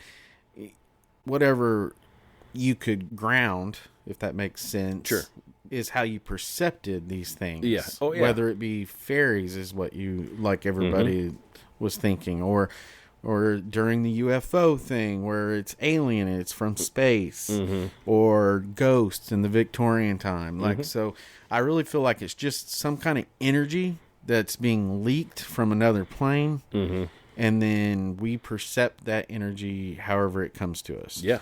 And so we are the product of what we know, our past, our experiences, and all of that stuff. Virgin Mary apparitions, you know. These kids are seeing the Virgin Mary out there, and they're talking to the Virgin Mary. But it could very well be the Virgin Mary, but also these kids were taught their religion. This is their belief system that they were given as children. You know, that's how they were raised. Yep. An interesting thing that I took from John Keel's book and the other stuff outside of the book that I've listened to and read is that I think he references it a few times about how basically, like, ghosts, like at one point he was talking about how people were describing these beings that they were running across, and let's just focus like on one of the big things was his long fingers. And he was basically like comparing that to phantoms, to ghosts. He was like, they have also been described in similar ways. And so he touches base sometimes about the same thing I just said, like how someone perceives. And then the guy that you read that I'm still trying to get to, that's his whole basis is just how you perceive. That would be Patrick Harper's Daimonic Reality. Yeah. So it's, and I like that. I think that's just goes back to how you think and how you relate things, and you try to put logic to something unknown. Yeah. And that's just how we think. Yeah. So, but interesting. You want those grounding things. Here's the anchor. This is what I know to be true. Now here's this weird thing that is challenging. And so I need to tie it to something, right, or I'm going to lose my mind. Right. Yeah. So, well, I mean, even his first experience as a kid is more ghost-like. Sure. Like, and then he goes into, when he gets older and he starts doing his studies, now we're in the UFO age, and now it's all, you know, Mothman, it's the Men in Black, aliens. And so, not to cut you off here, but Mothman Prophecies, that movie came out in 2002. Dude, that's 23 years ago. Yeah. You know, and listening to Coast to Coast, and it's Art Bell interviewing John Keel, and John Keel, apparently that was the first time the two of them had ever talked. Art was like, I can't believe this is the first time that I've had you on the show. Art Bell had never heard of Mothman before. That's crazy to me, because he's in that, but it just goes to show there wasn't a lot of reach for that. You know? But Keel is gracious enough to stay on through the end of the show, so he can answer the question. He hears some callers, and there is a fellow who calls in about. And have you listened to the whole episode yet? I am really close to the end, but I heard some of the calls. I think I ended on the funny one. The one that I laughed about, which I shouldn't because that's not what we preach on this show. But the one I laughed about was the guy that called in and was basically like, yeah, we were out in the woods having a party and I was on drugs. That was the first thing he says, I was on drugs. And then he starts talking about his experience. And I'm like, dude, you're on drugs. Yeah. Man. But And that's one of those times I think Art says, that doesn't help your case. But then he asks, what kind of drugs were you on? He says, just pot. Yeah. Like, well, pot doesn't really do the things you're saying. Doesn't make you hallucinate. Yeah. Unless it's different now. I'm sure it was different 25 years ago, So, anyway.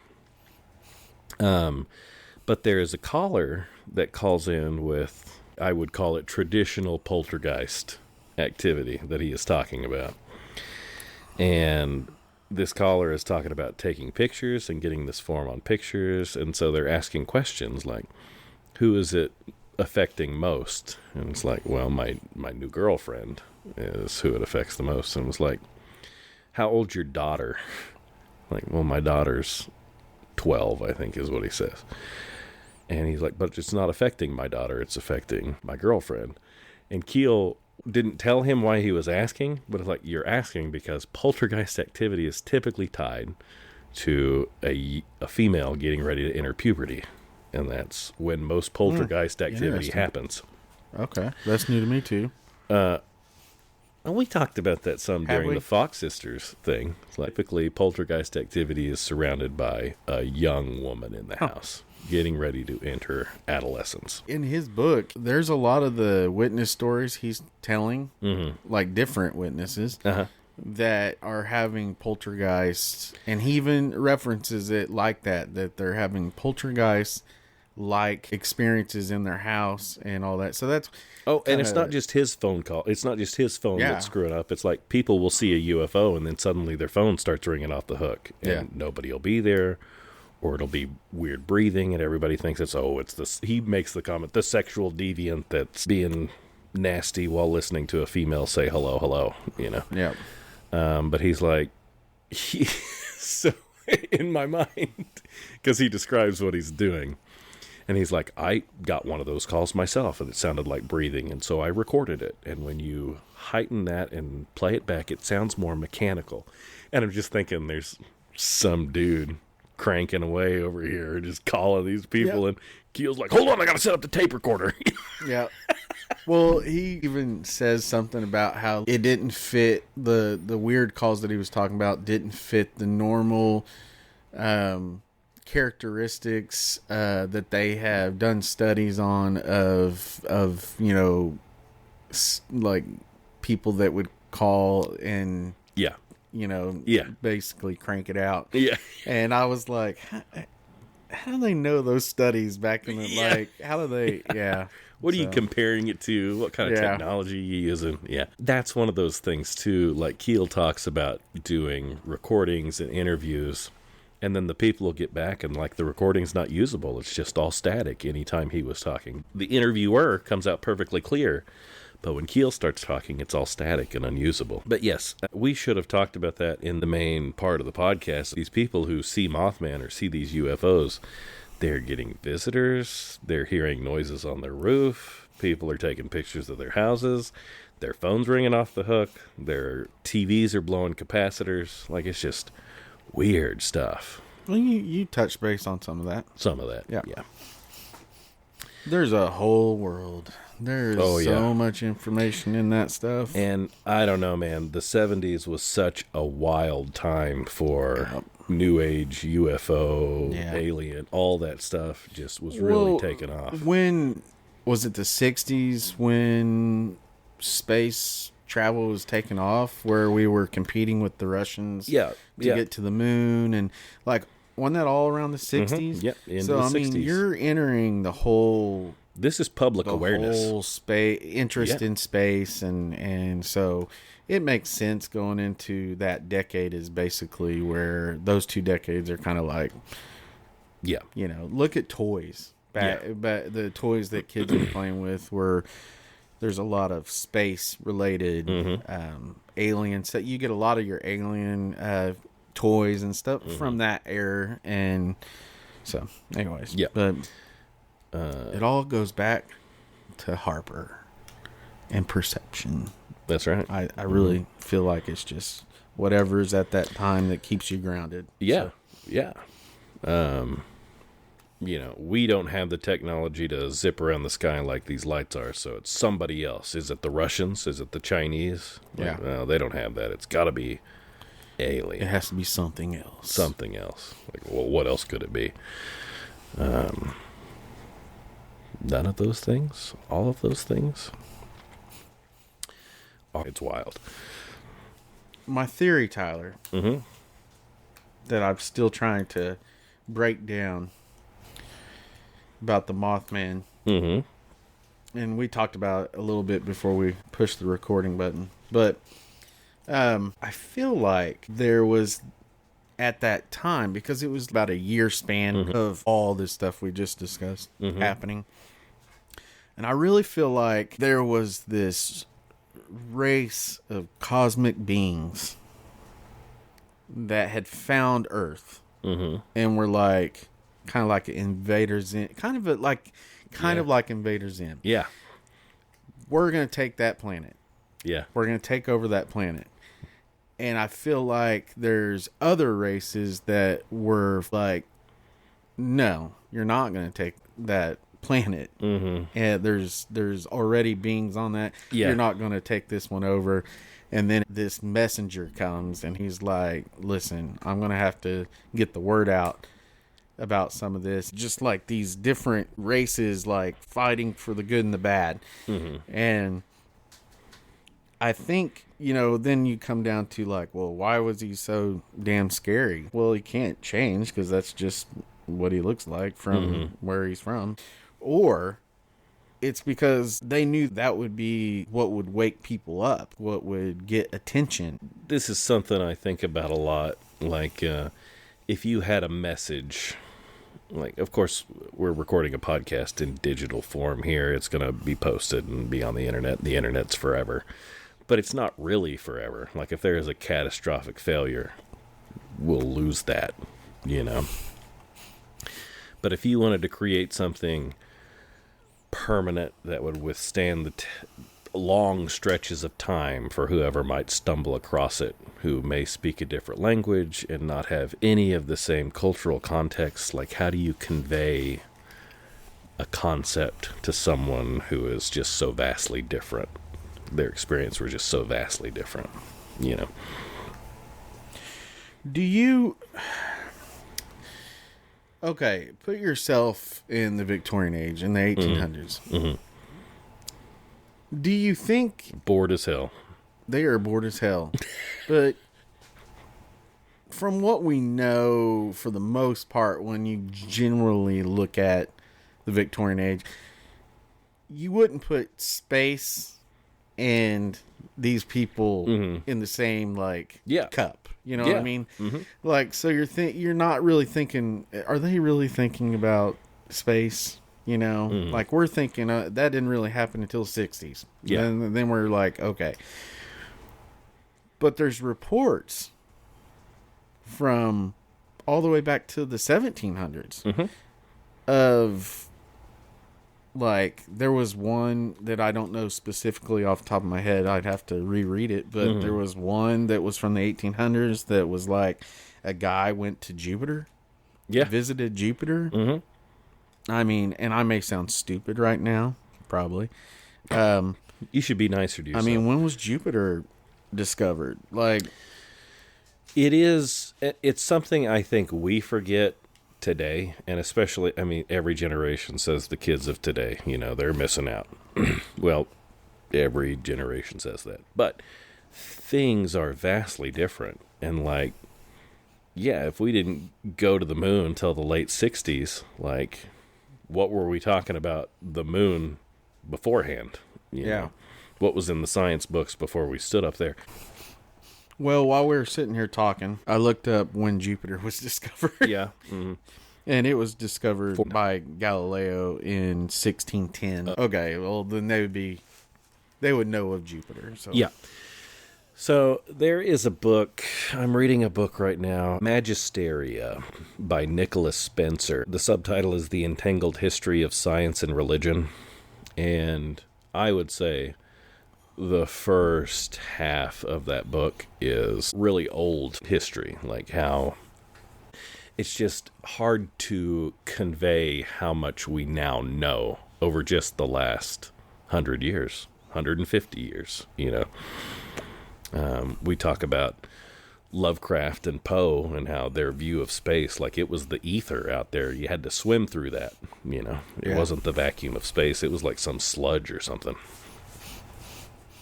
They weren't completely wrong. I mean, you are floating. You're Sure. like swimming through. Yeah. But, you know, it's based on observation. How are you observing that stuff? So, but yeah, when you get into this stuff like Darwin publishing The Origin of the Species, science is happening before, of course, but that is when science is like taken off. Like everybody's paying attention and almost everybody can read. So we are looking into this stuff as a species, you know, so, and it just completely changes how we interact with the world, you know. Yep. Imagine what we'll know tomorrow. So, you mentioned the fella who encountered the entities and they took him out in the woods and he came back and he was missing his shoes and his watch and all that stuff. And then the good guys are like, oh no, there's the thieves. We'll get that stuff back for you. Don't worry about it. And then it's like, we brought this stuff back for you. There is a book called The Case for the UFO by M.K. Jessup. And this book was published, and then supposedly there was a copy found, and there were 3 distinct notes in the margins. And it's like 3 people were passing this book around. But the lore is that these were entities, and they were passing this around on how much the humans were learning about these things they were experiencing. And then there are bad guys that are trying to get power as well, and the good guys that are just kind of like, yeah, the humans are here, but we can work with them. We don't have to be adversarial. It's all just very fairy, trickster. It's just strange. Yeah. Well, yeah, man. Mothman. Check him out. yeah, check out the Mothman Prophecies. The audiobook has excellent production quality. It's got a good narrator, and the first couple of tracks have some ominous music. Yeah. I love that's probably one of the best openings to a book that I've read. It's a good book. Well, and he talks about coming into this town as an outsider, and these people are freaking out because everybody's seeing lights in the sky, and now there's this monster out in the woods. Yep. And here's John Keel from New York showing up in his suit and his beard, knocking on doors at 3 a.m. because his car broke down. And they're like, get lost, crazy person. Yeah. Like, what are you doing? Crazy. Yep. Man, if you think about it, he was like one of the original Men in Black. Yeah. Yeah. And that's one of those things I think about as well. Like, working in retail, you encounter some strange people, you know? They describe some of these people as having thyroid eyes, like their eyes are bulging or something like that. Yeah. It's like, you know, I've seen people that look like that, but it's like, my first thought is not, oh, that's an alien. It's, I hope they're seeing a doctor, you know? Yep. Skin color. Mm-hmm. Weird looking skin. Mm-hmm. Glassy eyes. Being in a trance. A Mothman Prophecy is a pretty good jumping off place. Then check out Operation Trojan Horse. Then read The Eighth Tower. Then read Big Blackout. And if you want to get into the some collected articles, one of my favorite titles of those books is a collection of his articles, and it's called "I Never Would Have Slept With You If I Knew You Were a Birdman from Venus" or something like that. But anyway, dude's got a sense of humor. Just seems to tell stories, collect the stories. Yeah. and then have a crazy theory on what it all means. Yep. But anyway. Yeah, those are some books. Also, to reference some movie material, obviously the Mothman Prophecies with Richard Gere, and then Men in Black with Will Smith. Yeah. No, yeah. Tommy Lee Jones. I'm kidding. Since you brought up Men in Black again, in the Coast to Coast interview, they bring up Men in Black and how it's a comedy thing. Yeah, they make that comment.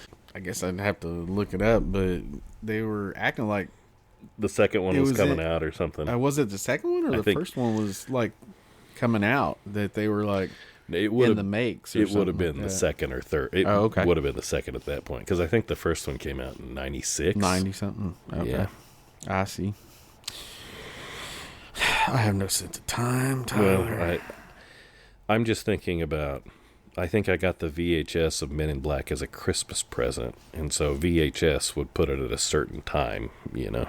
So yeah, late 90s. 97. Man, you don't listen to me, folks. Listen to Tyler. I thought Jupiter was discovered like 100 years ago. Sure.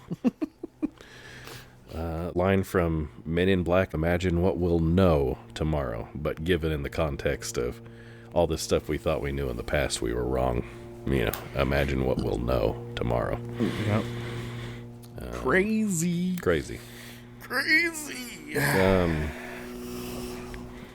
Yeah. Man. We ready to wrap it up? Come out of the smoke here? Yep. Just finishing the old Saurus up.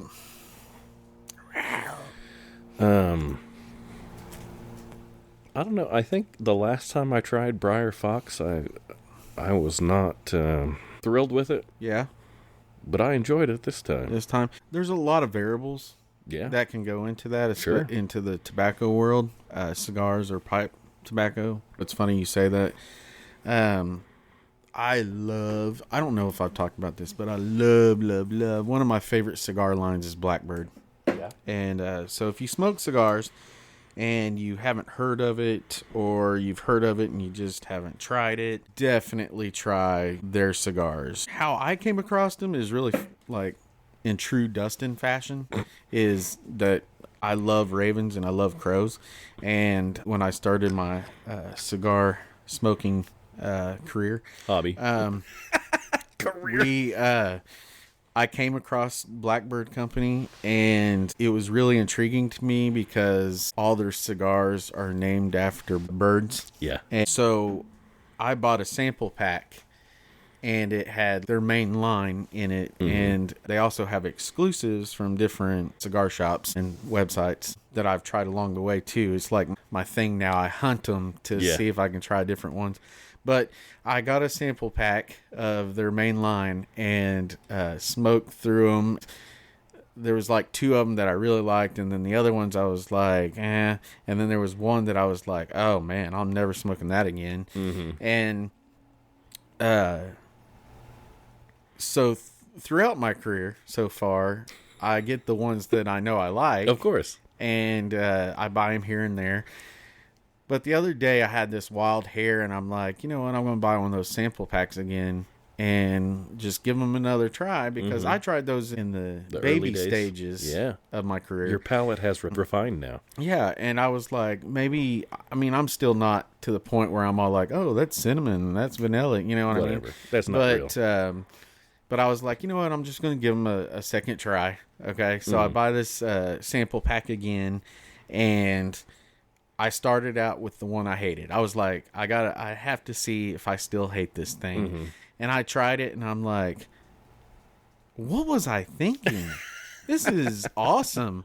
Yeah. And so then there was the second one that I disliked, and I tried that one next, and I was like, man, this is really good.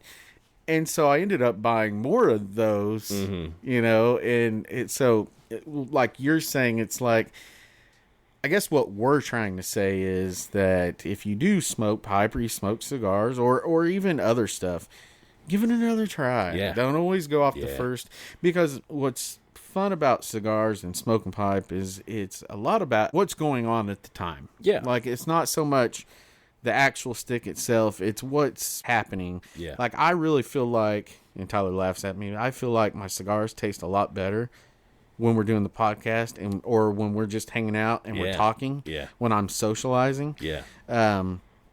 I don't know why. I just feel like they taste better than when I'm sitting in a dark corner in my garage by myself, watching mindless YouTube videos. Yeah. They're still good. It's just, Yeah.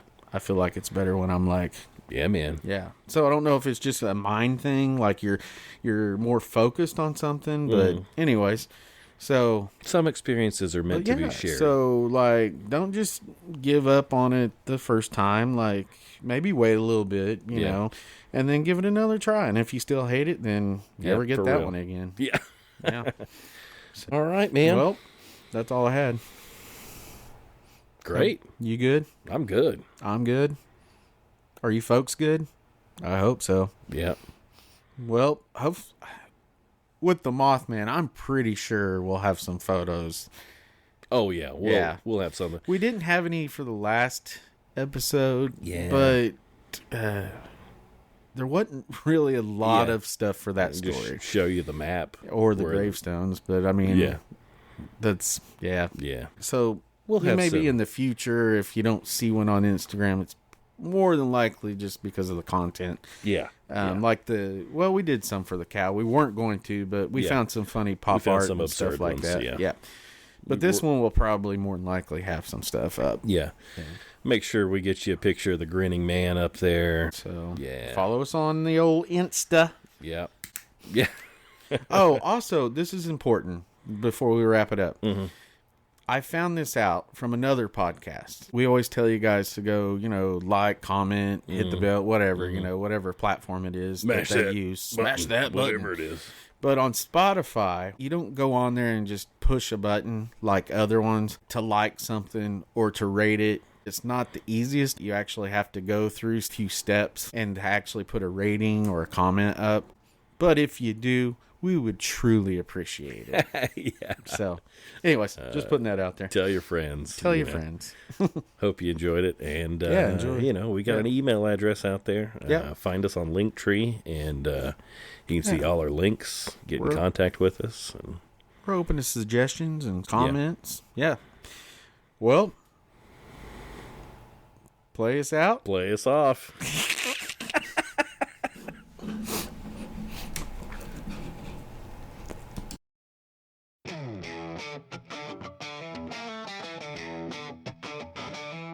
Cruising down Route 62, fog rolling in thick. Point Pleasant on my mind, where things get strange quick. Gotta meet up with my pals, yeah, the legendary kind. Folks who live between the cracks of space and time. Mothman's by the bridge, wings stretch wide. Eyes burning red like taillights at night. Men in black leaning by the road. Dark suits pressed, stories never told. Strange phone calls buzzing through the air. Whispers saying things from who knows where. Indrid cold with that cosmic grin says, welcome back, let's dive right in. Point Pleasant, my kind of town, where the weird won't let you down.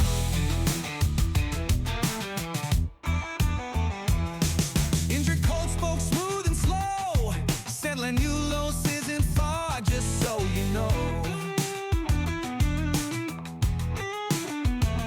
Mothman nodded wings like sails, garden secrets and moonlit trails. The men in black stood cold and still, silent watchers with iron will. But I felt their gaze shift just for me, a silent warning or curiosity. Strange phone calls buzzing through the air. Whispers saying things from who knows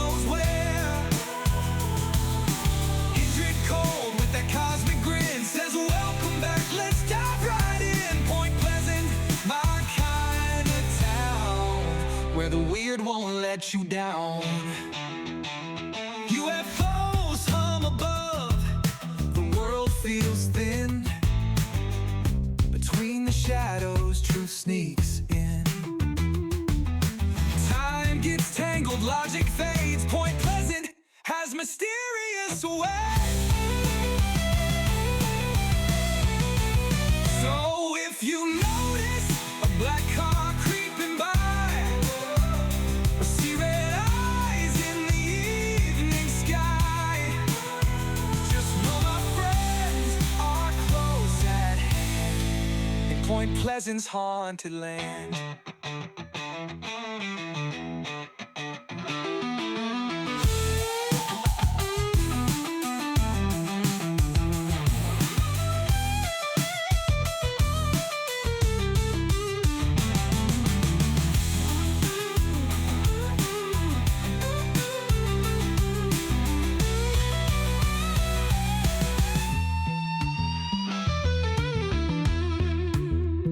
So if you notice a black car creeping by, or see red eyes in the evening sky,